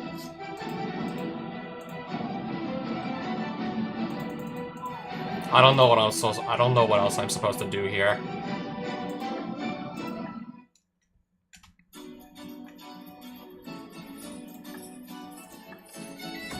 I'm gonna go in again, actually. I literally only lost 100 gold over that. We were only down 100 gold after that.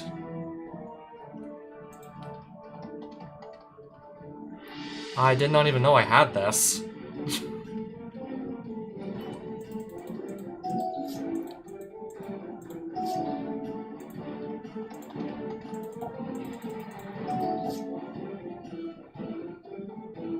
Okay, sure.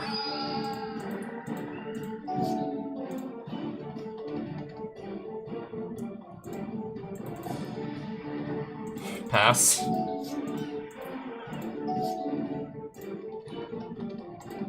Replay the commander and...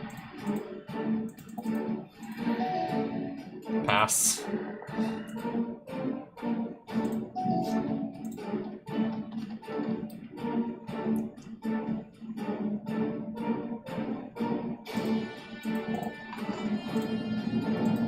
Let's gain some life off our Planeswalker. Oh, flash this in. Oh, it even flies.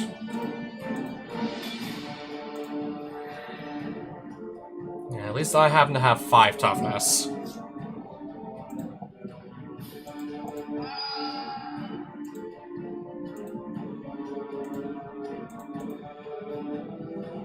Okay, that killed my commander again, I see.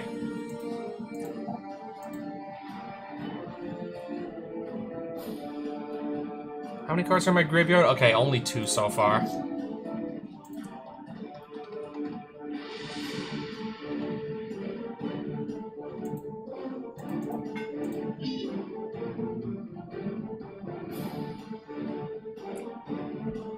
Exile target creature or planeswalker and opponent controls until Citizen's Arrest leaves the battlefield.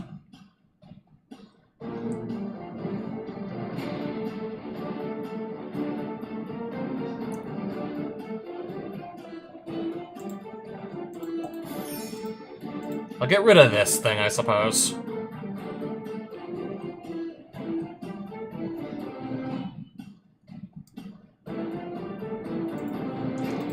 Then I'll play some Lightning Greaves and just pass the turn, I suppose.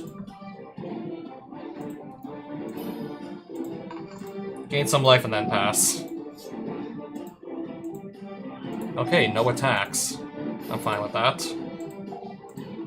Alright, paying 6 to replay this.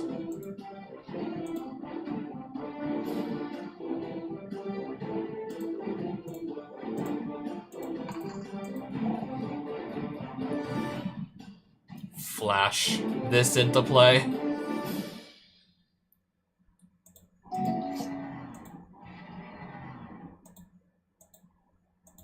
Oh, still not attacking, thankfully.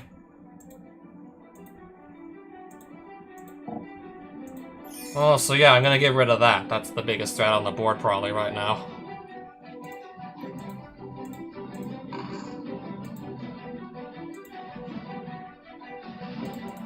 So we'll attack like this. Finally get some damage in.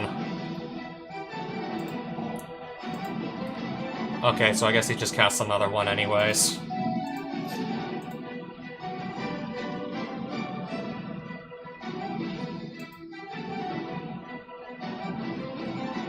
Oh, now I have enough cards in my graveyard, so... Oh, okay then.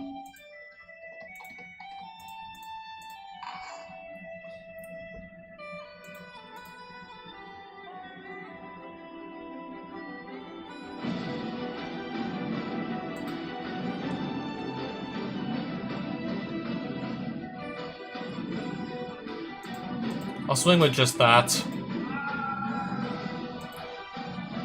Did that creature have Death Touch? Oh, it did. That explains it. Recast Daxos for 8.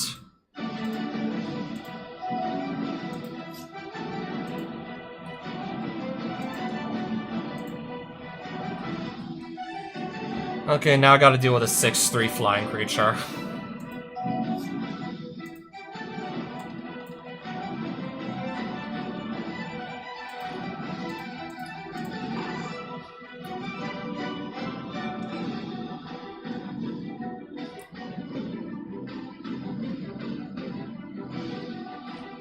Flying and Death Touch and Lifelink.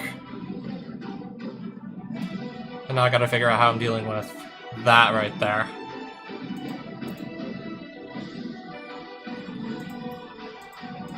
Let's attack with this and see if anything... Okay, no blocks.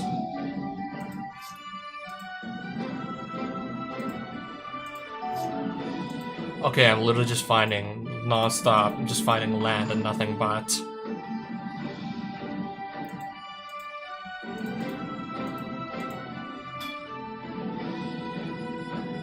Okay, I'm gonna double block here, I see.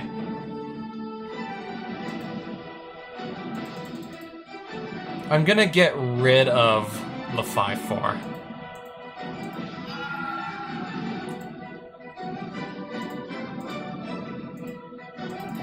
And then, I guess, cast my Soul Ring. I don't really need the mana right now, though.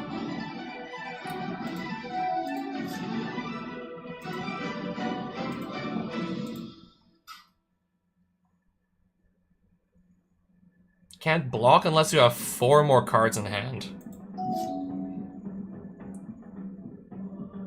That's not gonna do anything until I play another creature.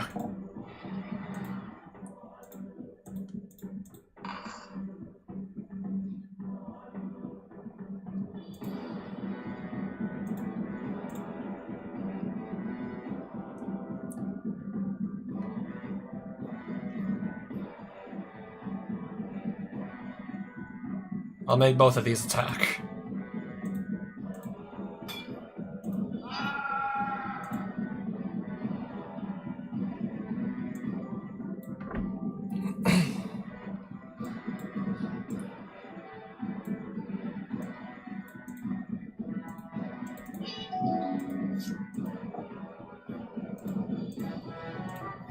Alright, so Ajani's gone.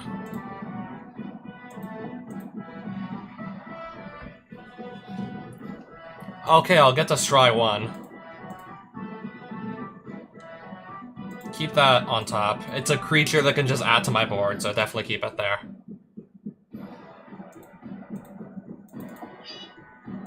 Let's equip.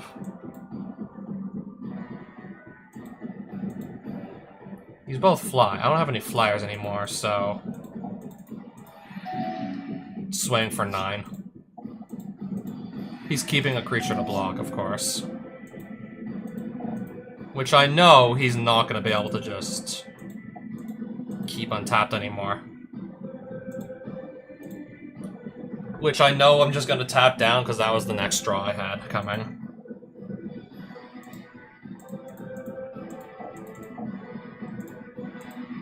Did I still kill him? Yes, I did.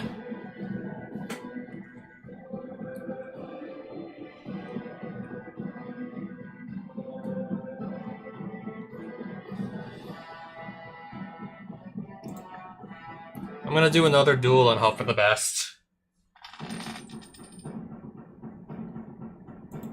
Okay, now I gotta duel some vampire, it looks like. Plain Soul Warden pass.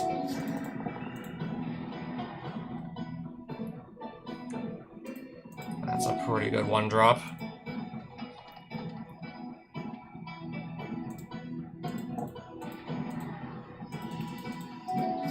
Well, I'm definitely not attacking into that, that's for sure. Sacrifice a creature, put a +1/+1 counter on each vampire you control. That's gonna get out of hand unless I can just stop it, like, really, really quickly. That too could seriously get out of hand.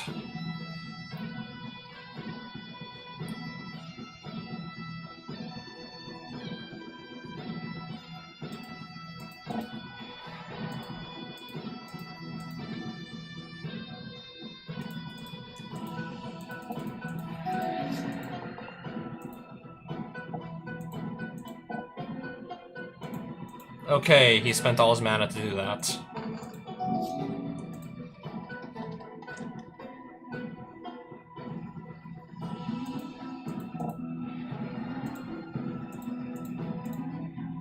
I'm gonna just put that on the bottom of my deck.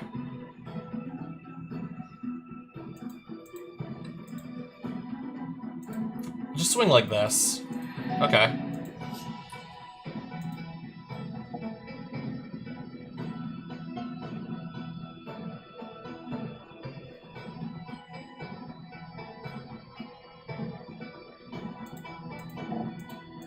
Again, I guess I'll just let it hit me. I was definitely thinking about that, though.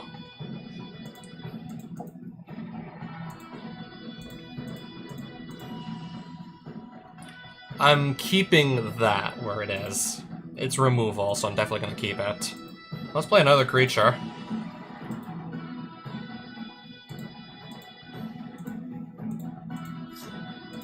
And now I'll draw that into my hand. And now I will attack for... a lot of... I'll try to attack for a lot now. Alright, I'll just hit him in the face for 10.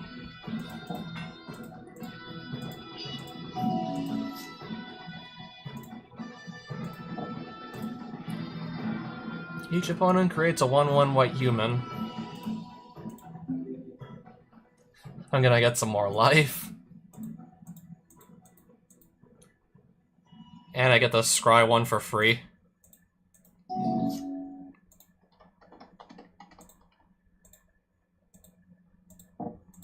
I'm gonna get rid of this thing.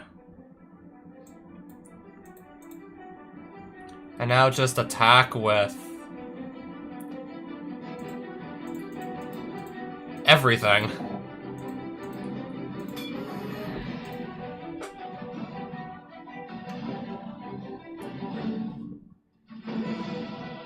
I think I'll go for one more game.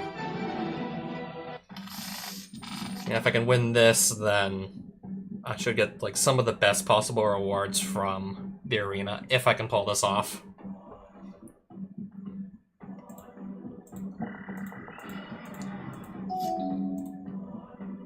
Pass.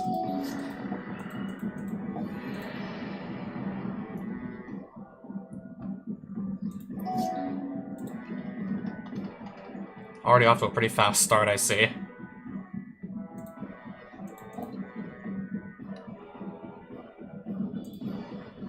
Yeah, I need another land, so definitely keep Command Beacon where it is. I'll take 4 damage. Flying creature that enters tapped.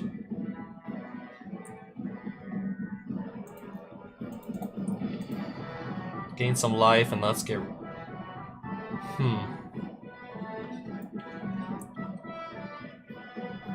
I could just play that as an instant anyways.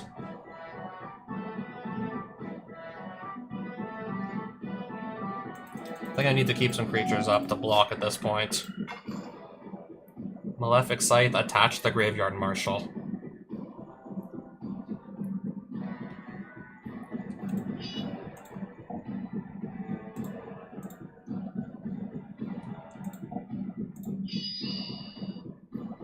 Still gonna take 2. Plains. A Johnny.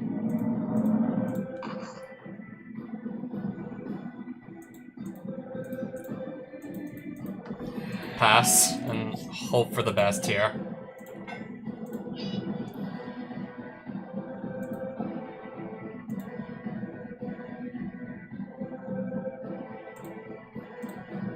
I want to keep a Johnny alive, so this is just actually going to block.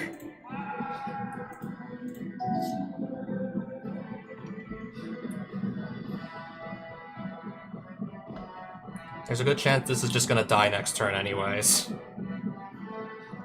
Put a +1/+1 counter on equipped creature if it's black every upkeep. And now I gotta worry about that too.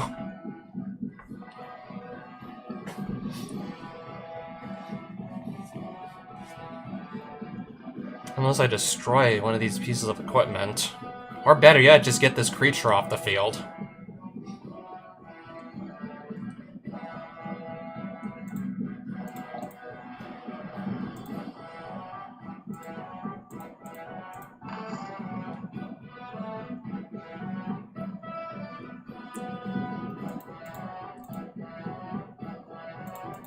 Hit him for 5.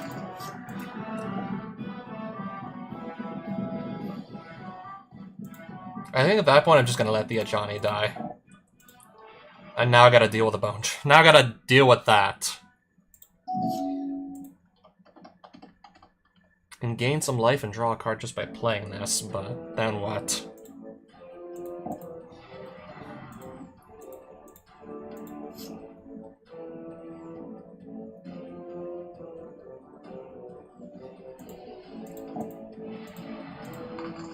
Oh, nice. It's a 4/4 already now, apparently.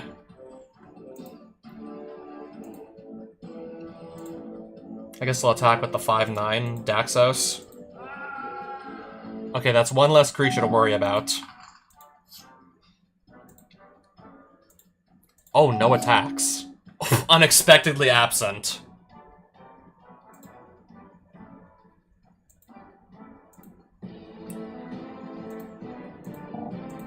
He's also gonna have to spend more mana to re-equip the creature with these equipments here.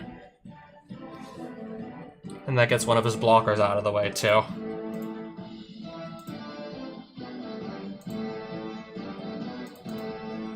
Attack with everything. Because I have more than enough damage to win there. Okay, so I'm gonna get the maximum possible rewards out of the arena, because I just won all 3 games. I got a new pair of boots, 500 gold. Skeleton Scavengers and Death in Heaven.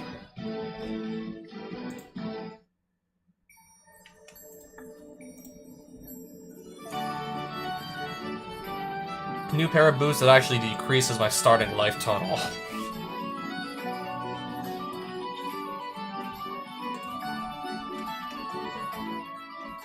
I don't believe I can sell the boots though, right? I don't think that's an option. Because otherwise I might have just opted to sell them if that was an option.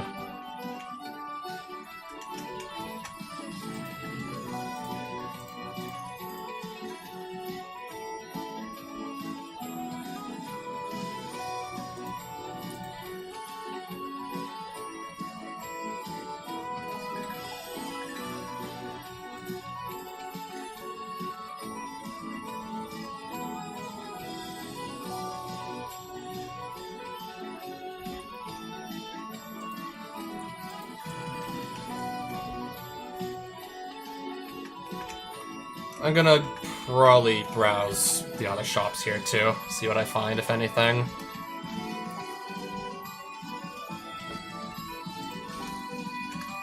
I'm gonna very quickly browse these.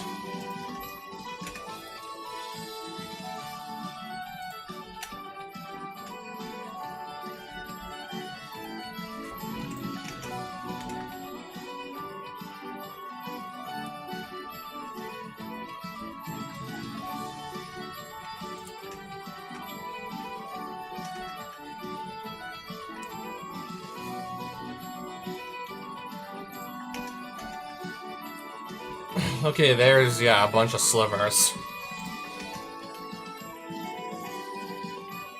Yeah, if I want to actually play a proper Sliver Commander deck, I could totally do that.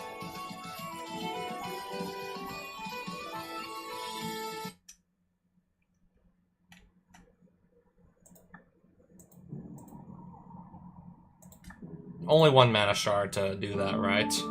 Back to the center. Yeah, we're back in the center, alright.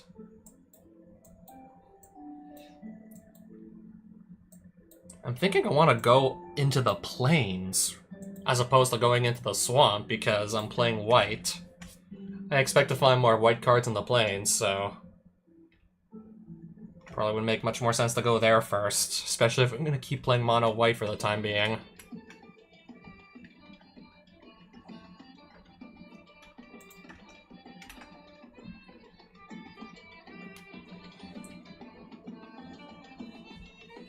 Not bad. I'll pick that up.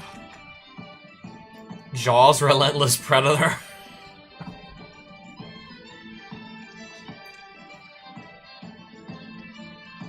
Whenever this or another creature or artifact I control enters, I gain 1 life. If I gain 3 or more life, each turn I can just draw a card. I'm thinking about it. I mean, it fits in my current deck. But eventually I want to just switch to playing a much better deck.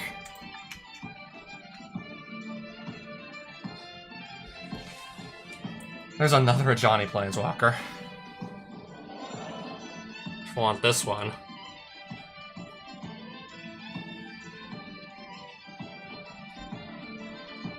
I think I'll pass though on that. Oh, that's a Mox Tantalite. Basically, yeah, it's basically a Mox Opal without the Metalcraft requirement, but you gotta just sit around and wait 3 turns for it to actually resolve.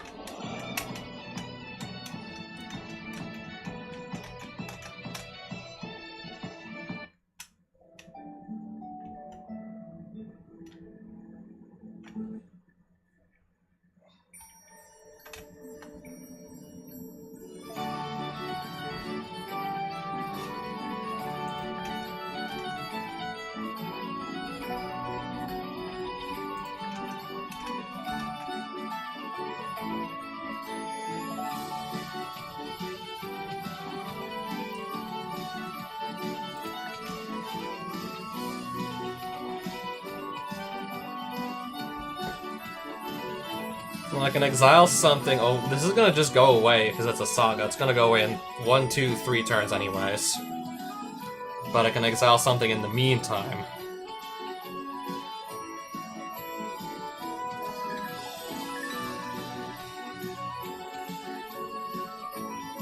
I still have a solid creature that can fight in the meantime before it goes away. So I did in fact pick one up.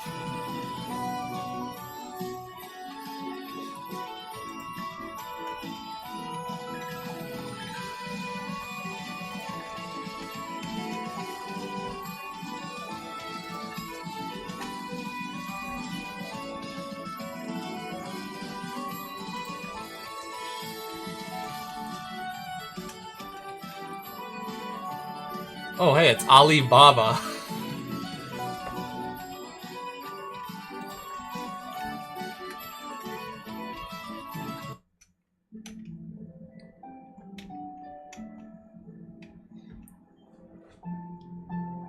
I don't know how many people even play like walls that I need to keep tapped down or anything, because that's pretty much all we're really gonna do with him. Tap down walls.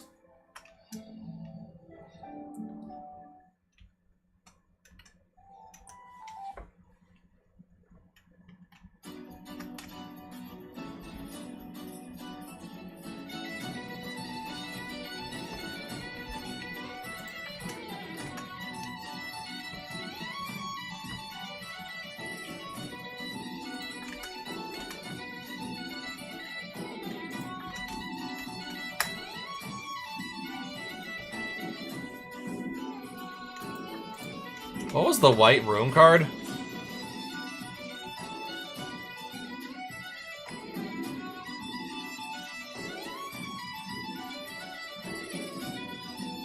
Do I have anything that I really that badly want to revive that's only 3 or less mana, though?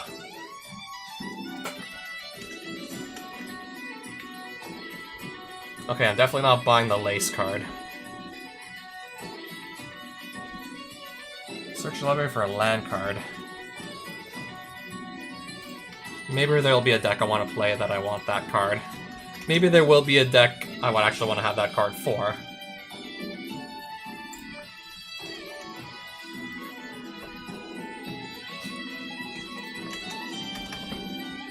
More Planeswalkers.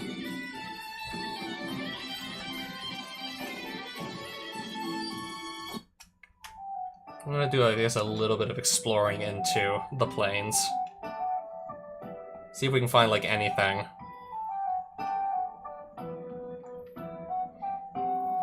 Oh, what's this funny-looking building?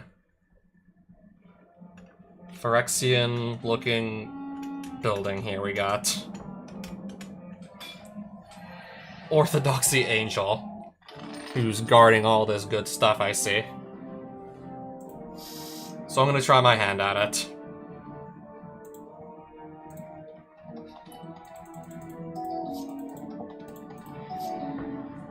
Okay, what the hell is that?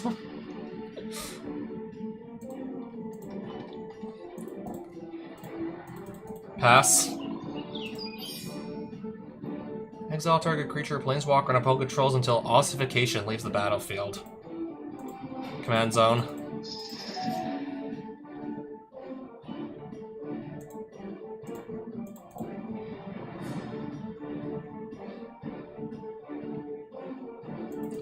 I'll pass.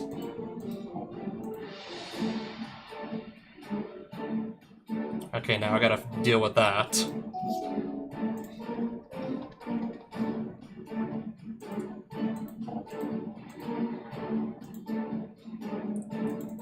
Pass. Another again. I just can't keep. Now I just can't even keep my commander on the board. I literally just can't get on the board now. If I can't get on the board, then what can I do?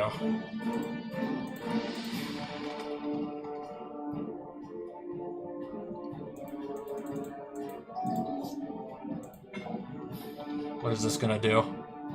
+2/+0. Of course it will attack.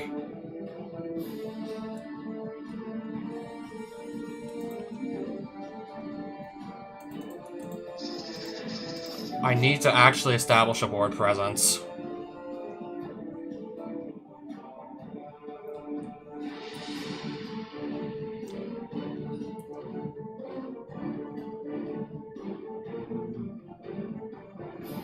I need to actually get to establish a board here.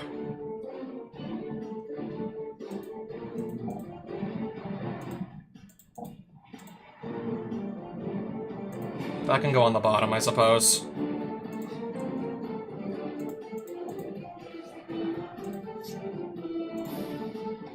Alright, I guess I'll play our next land for the turn. Still attacking, I see.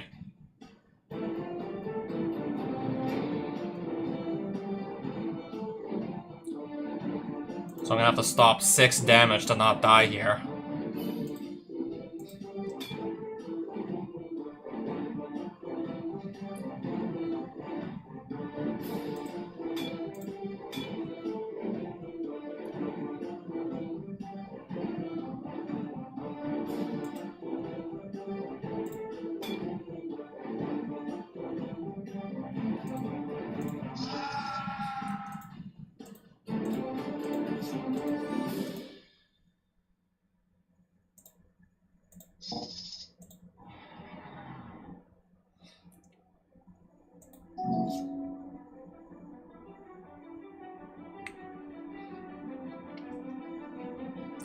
Yeah, I don't know. Remove this. Play another creature so I don't just die next turn.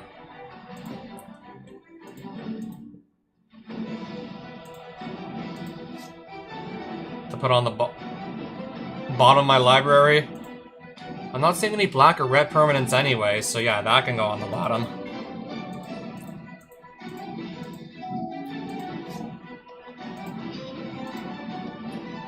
So we are attacking, yes. I definitely have to block, that's for sure. No getting around it. Yet another token.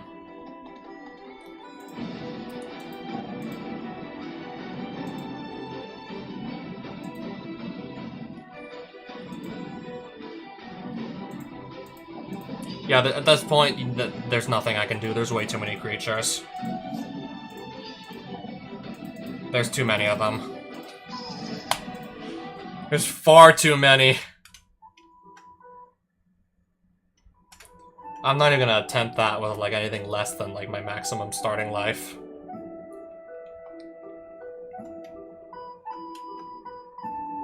I mean, I would attempt it again, but I want to get my life total back up and then try it. Maybe my opponent might not draw so much removal. Maybe I'd actually be able to establish a board state. Hoping maybe I could actually establish a board state and do something before I just inevitably get killed by a bunch of might tokens.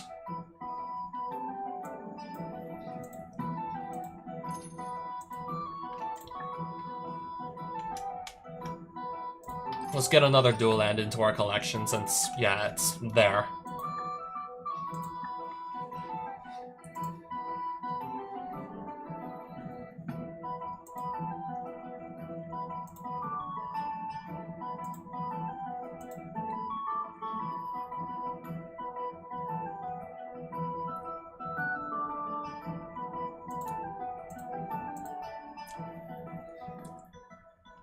More Celestial Purge.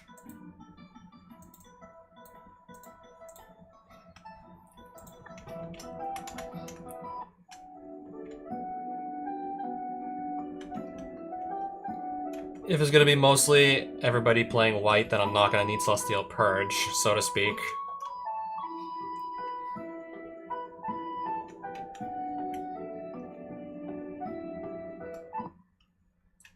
I mean, yeah, I pretty much just spent all my money anyways, so... What is this angel really gonna take if I lose again? I already spent my money. What can you realistically take?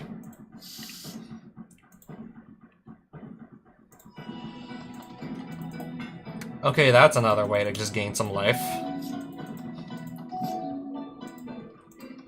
Hopefully Daxos isn't just gonna get removed turn 2 again.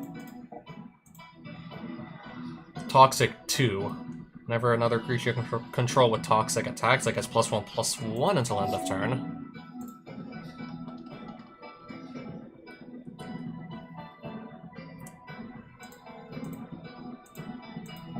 I think I'm just gonna opt to remove that.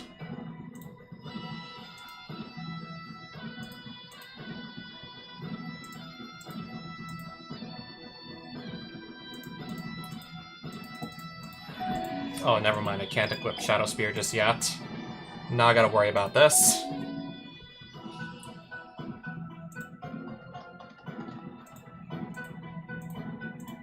Or I'll just throw a Pacifism on it.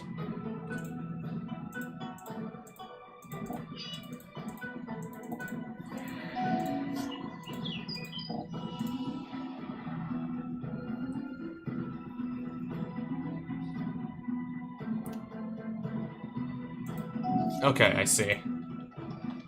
Okay, this only does creatures with converted mana cost 3 or less.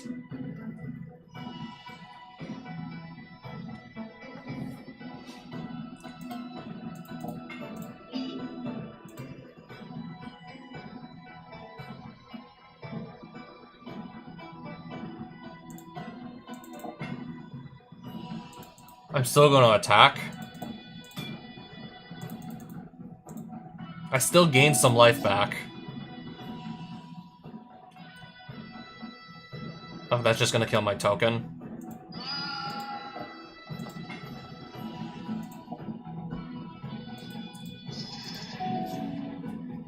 Oh, Toxic 2. I thought it was only Toxic 1 this thing had.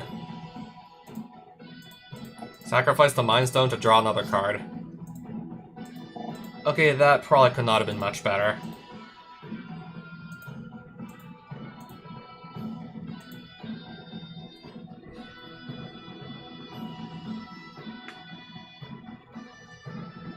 Let's just make sure I keep that crown. If my opponent just removes my untapped creature and then can just attack me... Okay, then again, what are they attacking me with?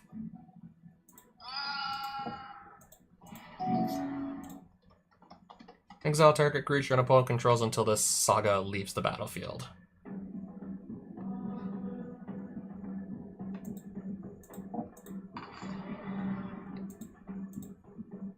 I think I'll do the thing that can just tap down my creatures.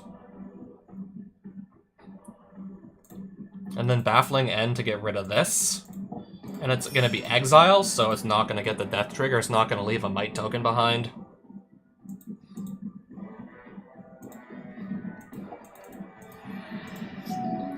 Yeah, and I just drew another card from still having that Monarch Crown.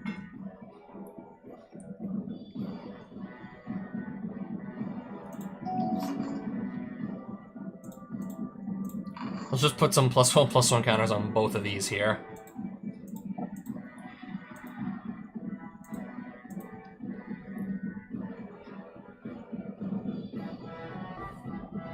I think I'll just destroy the non-basic.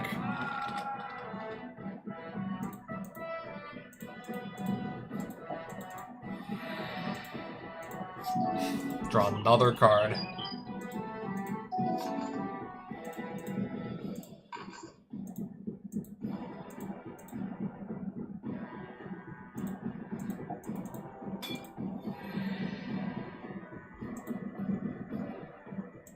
Oh, I have Trample from my Shadow Spear.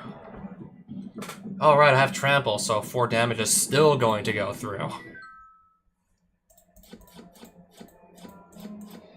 And there's some more loot. This will be a creature, and then when it will die, it will just leave behind another creature. And yeah, if I factor this in with Skullclamp, I can clamp this, draw 2, and then I can clamp the Might and draw another 2 cards.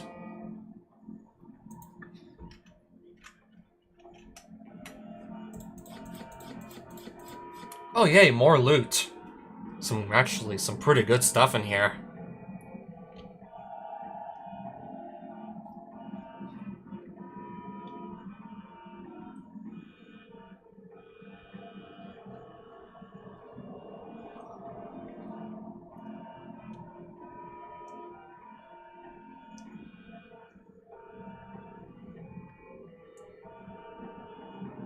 That's another really good legendary.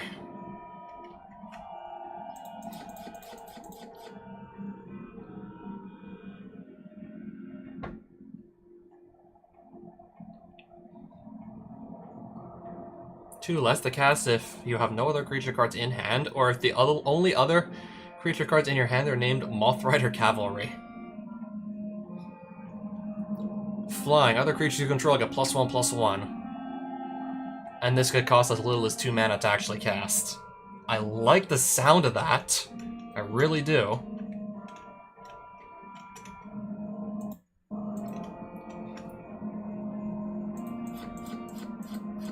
Alright, gonna get some more white cards.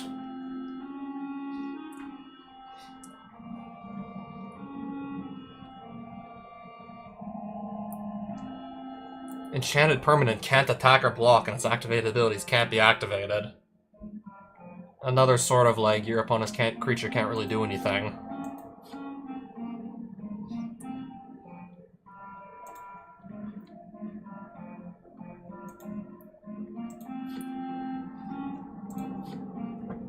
Okay, I guess I got another Norn's Wellspring. Back to the world map it is then.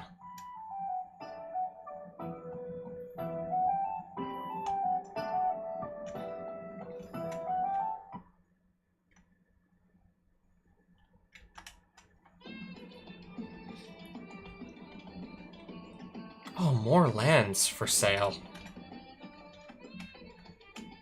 Okay, so yeah, there's the inn.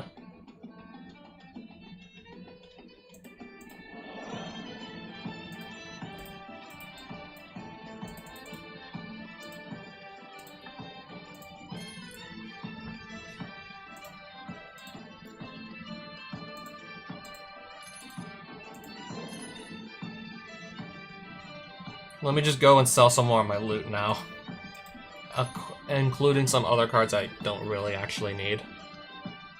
Destroy a creature that was... Destroy a planeswalker that was activated this turn, or a tapped creature.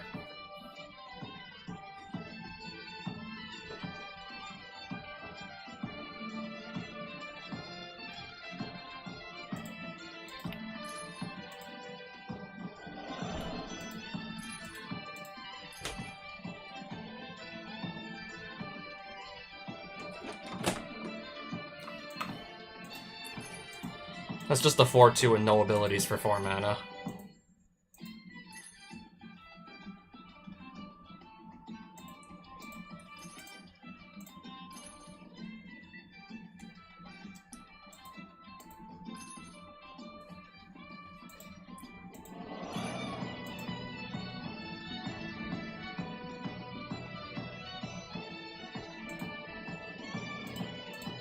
Four mana, though. I'm probably still just gonna sell it regardless.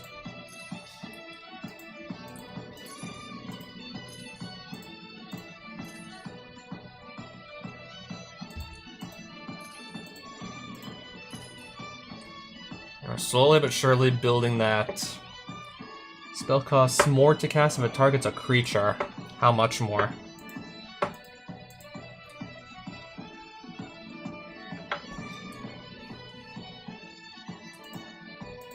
We're building that cash stack back up. And probably just gonna spend all of it. Because I already see stuff like Hallowed Fountain that I want. Because I already see a Shockland, so I do want that. Okay, now we're starting to see some white cards.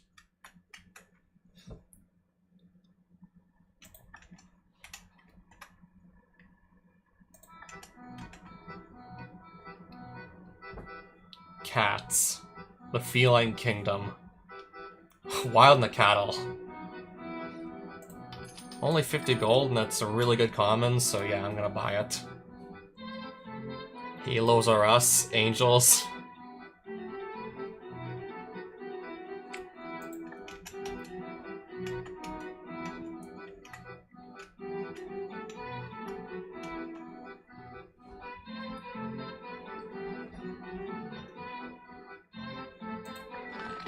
Let me look at some more soldiers.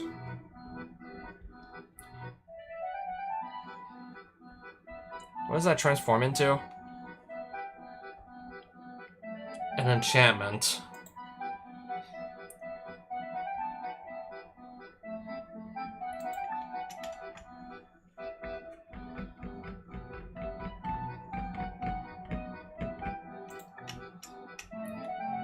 What's here?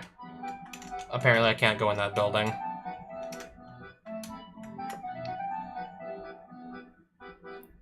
Landscape sketchbooks.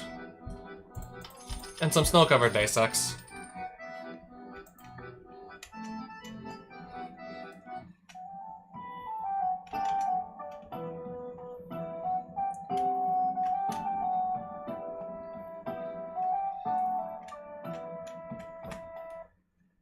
What about in here?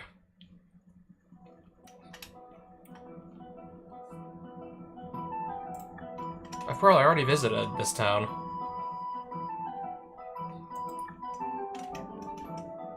Okay, maybe I didn't see all of the cards that were for sale yet.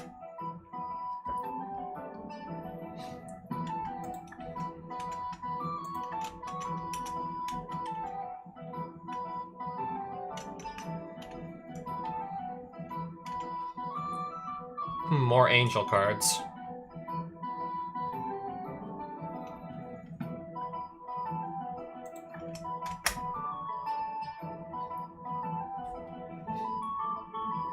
Whenever you cast a non-creature spell, conjure a Monastery Mentor directly onto the battlefield out of thin air.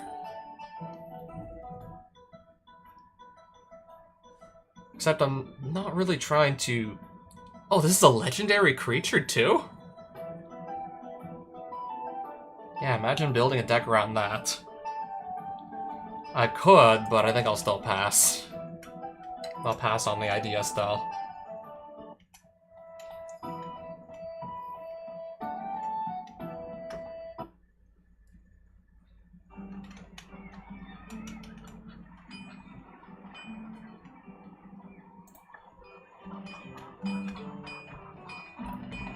Oh, Oath of Druids. Wow. In a 100 card deck, though, am I really going to be able to make this work?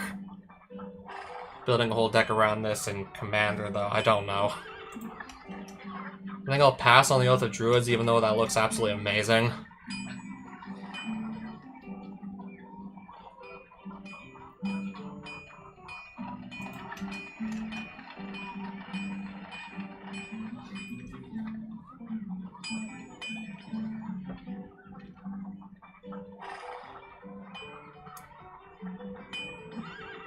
Destroy an attacking creature without flying, for potentially as little as 1 mana. And it's only like a measly 50 gold, so I'm picking it up.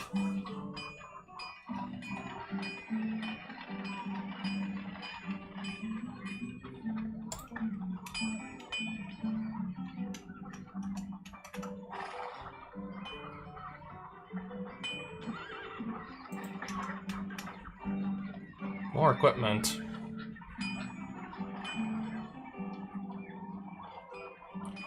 This is like the nerf version of Corey Steelcutter for alchemy or something. Yeah, this looks like a nerfed version. And it costs 600 gold. And it's the weaker version of Corey Steelcutter. Create a 1/1 white soldier creature token, then attach an ancestral blade to it.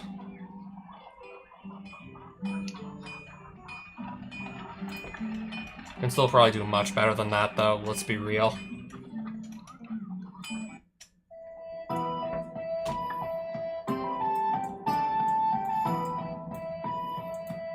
I'm gonna start working my way up there to the white capital city. Buy another rune so I can just teleport there and also buy the life upgrade.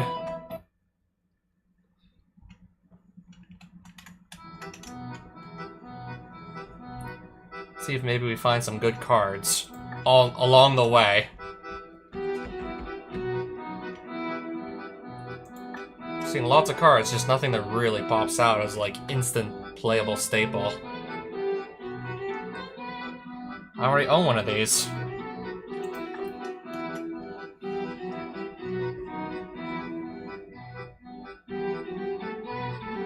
I need a board wipe. How many series of Forge have I done so far?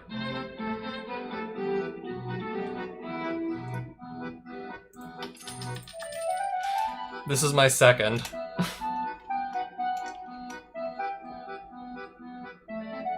At the beginning of your upkeep, you lose 1 life and create a 1/1 colorless Phyrexian Might artifact creature token. But I'm playing a commander that just, every time I have a creature enter, I gain 1 life anyways. If we're just talking about Magic the Gathering in general, then a lot more.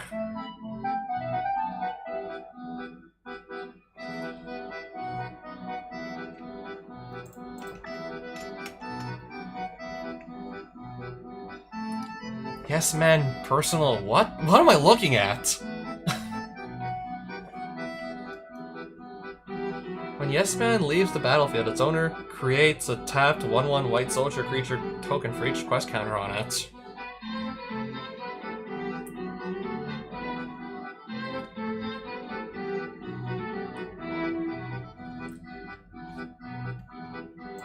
I don't even think I want to try that personally.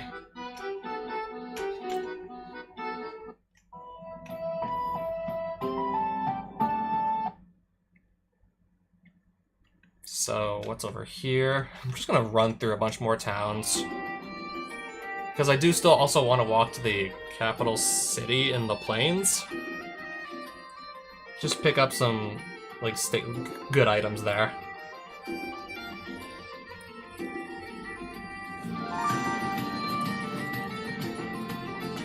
I'll buy that. Pressure's getting more challenge runs.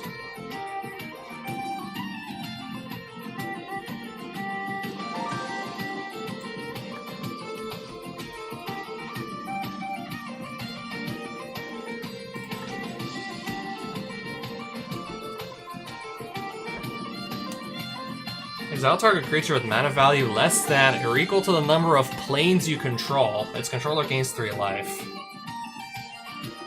In mono white, that is extremely playable. So yes.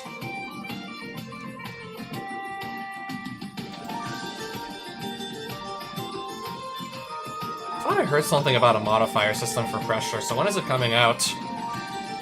Because I must say I am curious.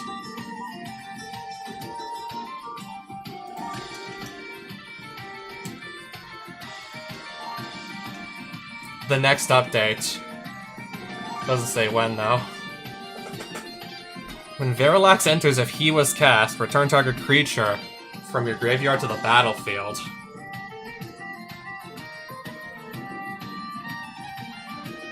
If damaged, we'd be able to Verilax. Prevent that damage and put that many +1/+1 counters on him.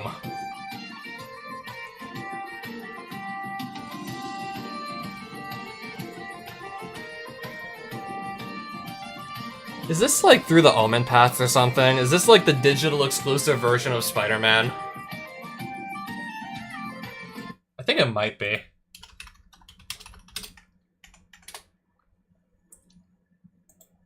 Verilax the Haven skin.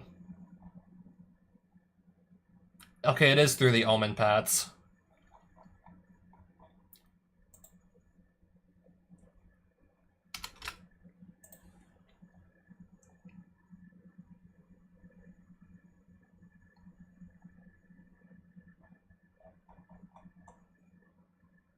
What's the Spider-Man version of this? I'm trying to find the Spider-Man version of it. Something something anti-venom.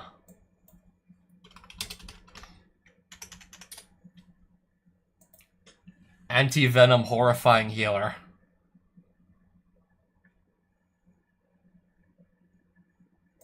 Yeah, yeah, because Wizards could not get the rights to actually put the Spider-Man cards on their digital platforms, so the entire set had to just be like re-illustrated, everything renamed, and now there's like 2 different versions of every single like Spider-Man card. Knows to see through solid objects. That makes surviving Pandemonium impossible, right? Or pretty much impossible. How do you even deal with Pandemonium without a locker? And yeah, if you can see through solid objects, then what do you do at that point? Then it's like, at that point, what do you do?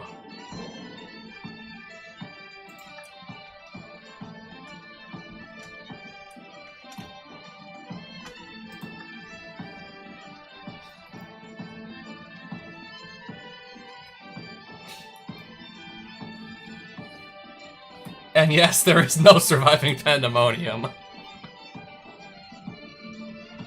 Getting an encounter that you know is 100% impossible to deal with lockerless doesn't sound like fun at all.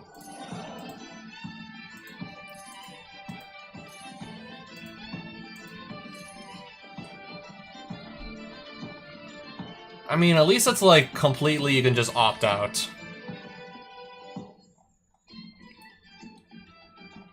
At least it's opt-in only, so I can forgive them for that.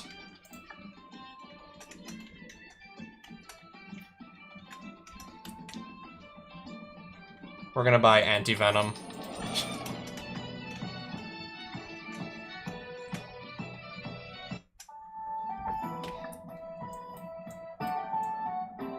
Yeah, I just want to walk up here. And buy a few items there. Yeah, I'm sure there's... I don't think there would be either. That wouldn't be fair. 90% of the time.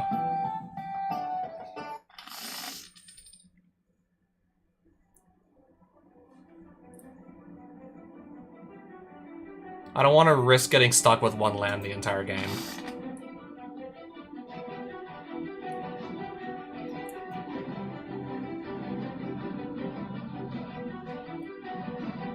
I should have kept the other hand, maybe.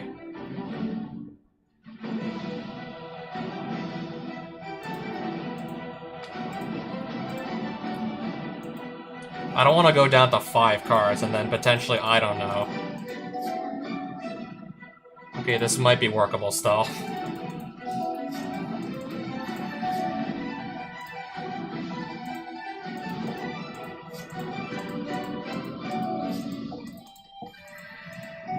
Okay, this isn't so bad now, is it?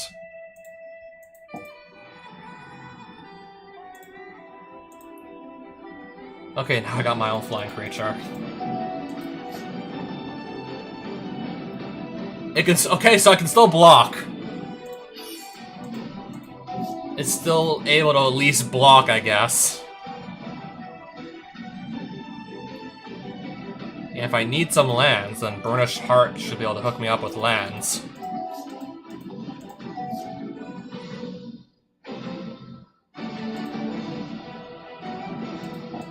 I'm desperate for land cards at this point. I'm gonna just pretty much spend my entire turn, and I forgot to actually select any. We might have just lost the game.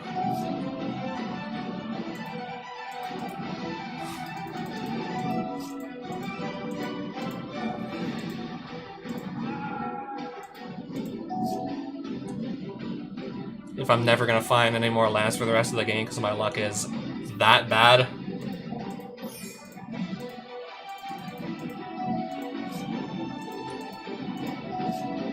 He has like 7 lands, I only have 3. And I still have only 3.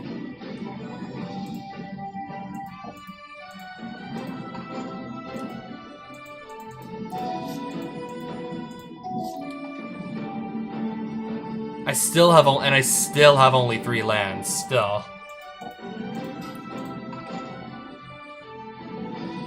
And we still might be fine despite that.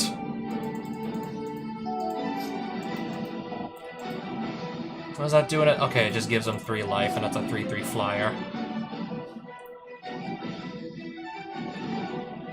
Now, if I could ever play my commander again, but problem is, I just can't find my 4th land or anything.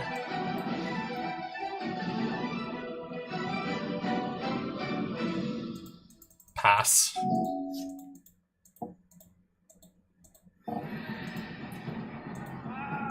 Alright, there goes another enchantment of mine. I'm still stuck on 3 lands. I am still stuck, by the way, on it. Still.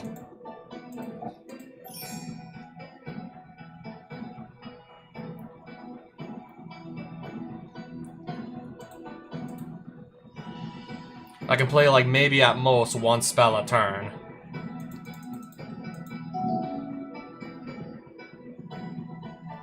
Were those my original creations? Yes. Another one of these. Oh, my 4th land! Took long enough.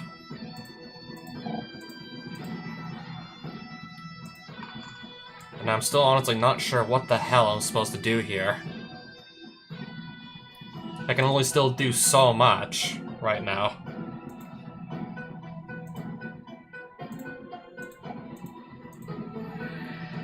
I mean, yeah, I can't even block anyways. And now I can't even attack either.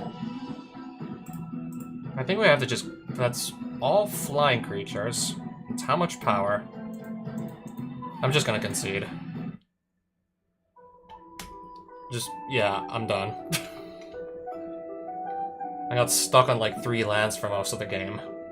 I could not develop a board, whereas he could. Could have done a lot more in those earlier turns if, I don't know, I actually had more lands to go around, but I got stuck on 3 lands for, like, at least 90% of the game. I mean, still barely lost anything, regardless.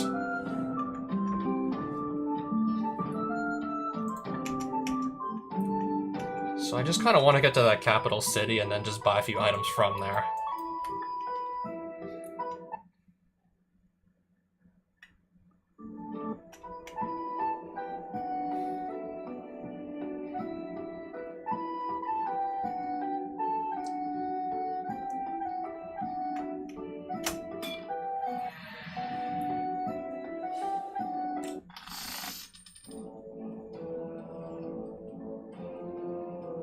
I honestly never thought to do that. That would be pretty funny, though, if anyone ever, like, gets the reference. They probably won't, though.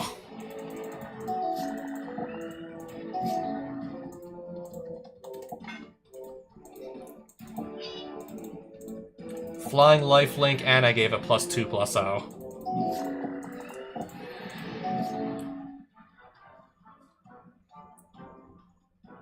Yeah, I'm just making sure I know what that does.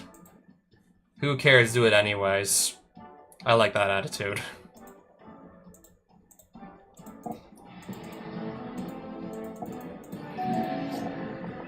What does this do? I lose 3 life every turn unless I sacrifice a non-land permanent or discard a card. I'll take 1 damage.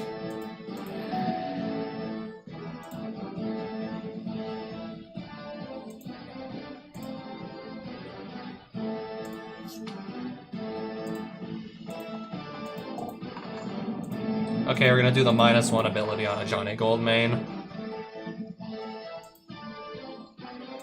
And then I guess this will just attack for 4. Alright, we're doing this again, I see. Now I lose potentially up to 6 life a turn.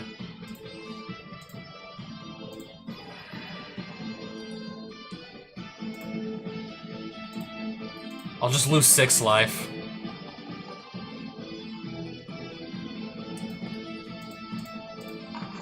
I mean, I gain 5 back from this flying lifelink bird here.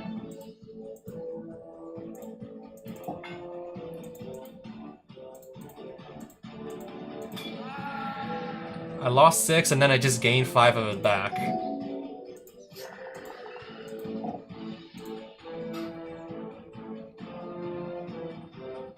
For each artifact or land card exiled this way? Okay, the card that I discarded was a land, so that explains that.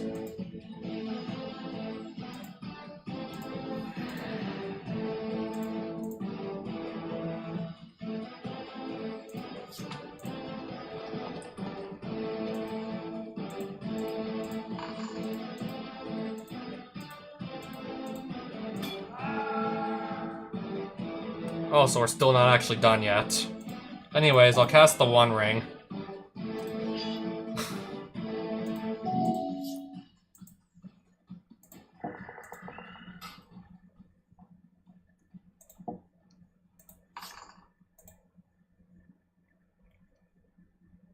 Okay, I have to discard it.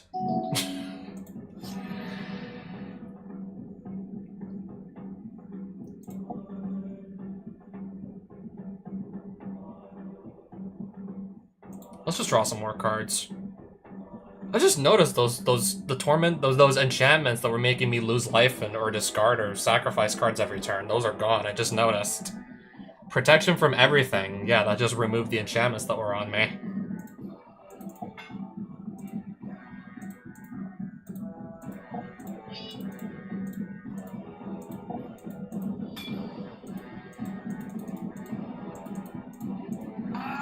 At that point, now we're just straight up winning.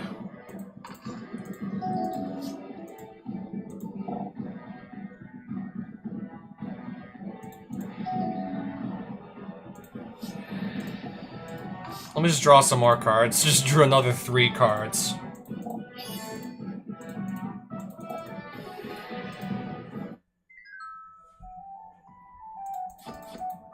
Demonic Council. Search for a demon card, or if I have Delirium, then any card.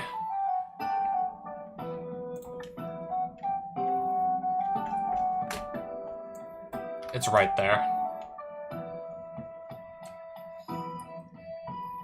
Still might need to come into a little bit more money, though, to buy the items I want to buy for now.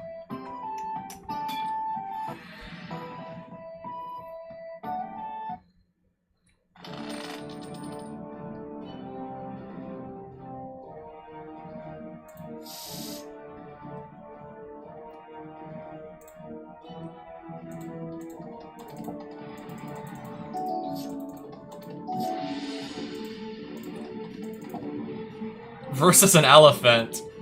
Yes.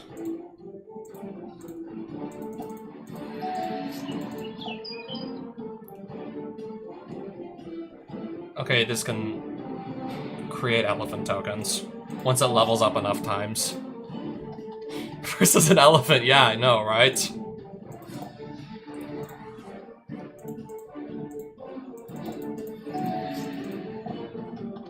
Elephant levels up because onto Tusk Collar. Please don't lose to a wild animal.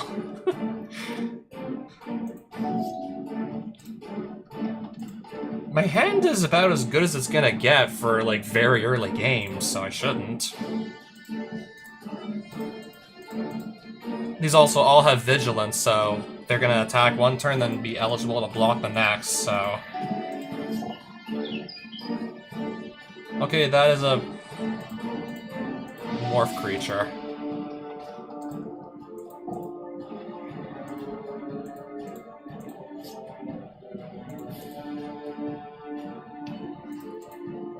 I'll just attack with everybody. The elephant's running low on life, so I might be able to just kill him here. I did. in just a matter of a few turns and won. Okay, a few cards. Supposed good hand.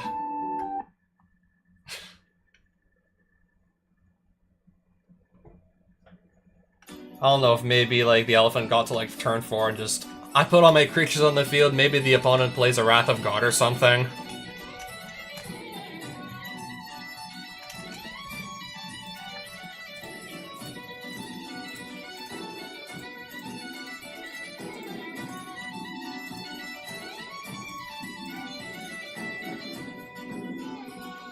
I'm gonna sell that too, actually.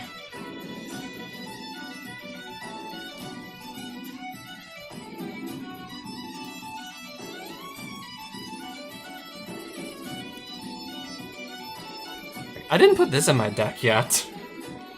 I'm playing a lot of creatures, so giving them all +1/+1 would be amazing. Sadly, I don't know. I searched, at least on several occasions, for like the Forge Adventure soundtrack to see like who made like what songs. Yeah, sadly I haven't found like a full soundtrack or anything and like who made what. Because I kind of want to know too.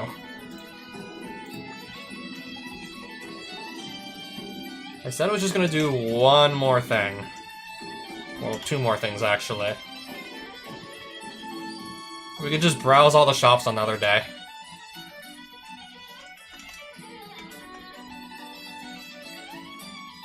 That'll be a long ways off. The life upgrade, and then the ability to just teleport back to this city by just paying a mana shard.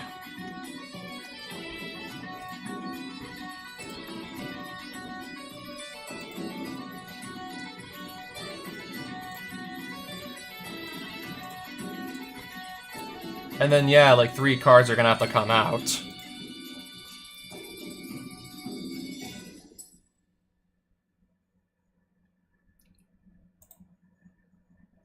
Gain 2 life and scry 1, and it even has flash and flying.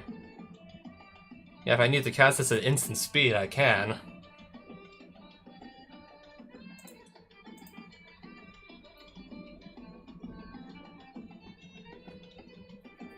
Or I could play that if I need to get my creatures indestructible for a turn, also. Alright, let's take 5 cards out.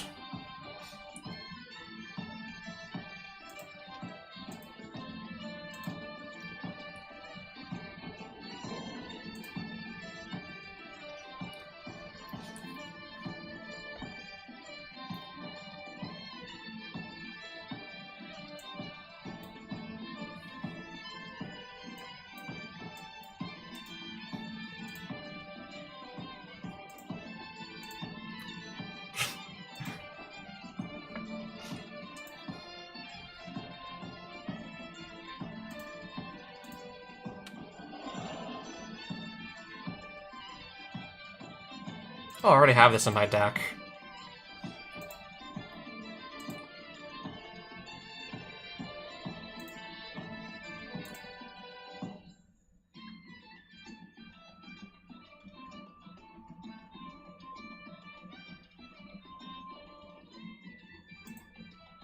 I think I'll actually just cut another land. I'll go down to like 39. 38, 39 lands. If I have 38, then I also have this. I can just plain cycle into a basic land if need be.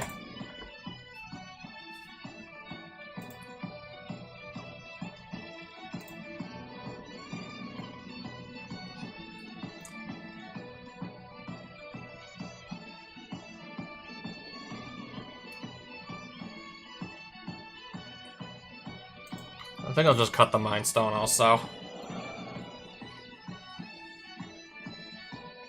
I mean, yeah, I do want to eventually just switch to a better commander, but this is still holding up rather nicely.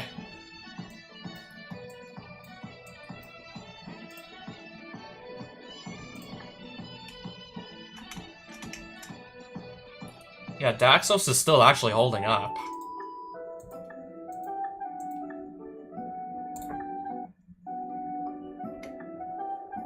Anyways, I'm gonna probably take like a short break, and then Because there's still, like, so many hours in the day. We probably have time to do, like, a legitimate serious endless mode on Pressure. Like, a serious Pressure endless mode run. If I start sooner rather than later, but I do want to take a brief break and then just probably start it. Because this stream has been more than long enough. Also, not to mention, yeah, I still got plenty of stuff done.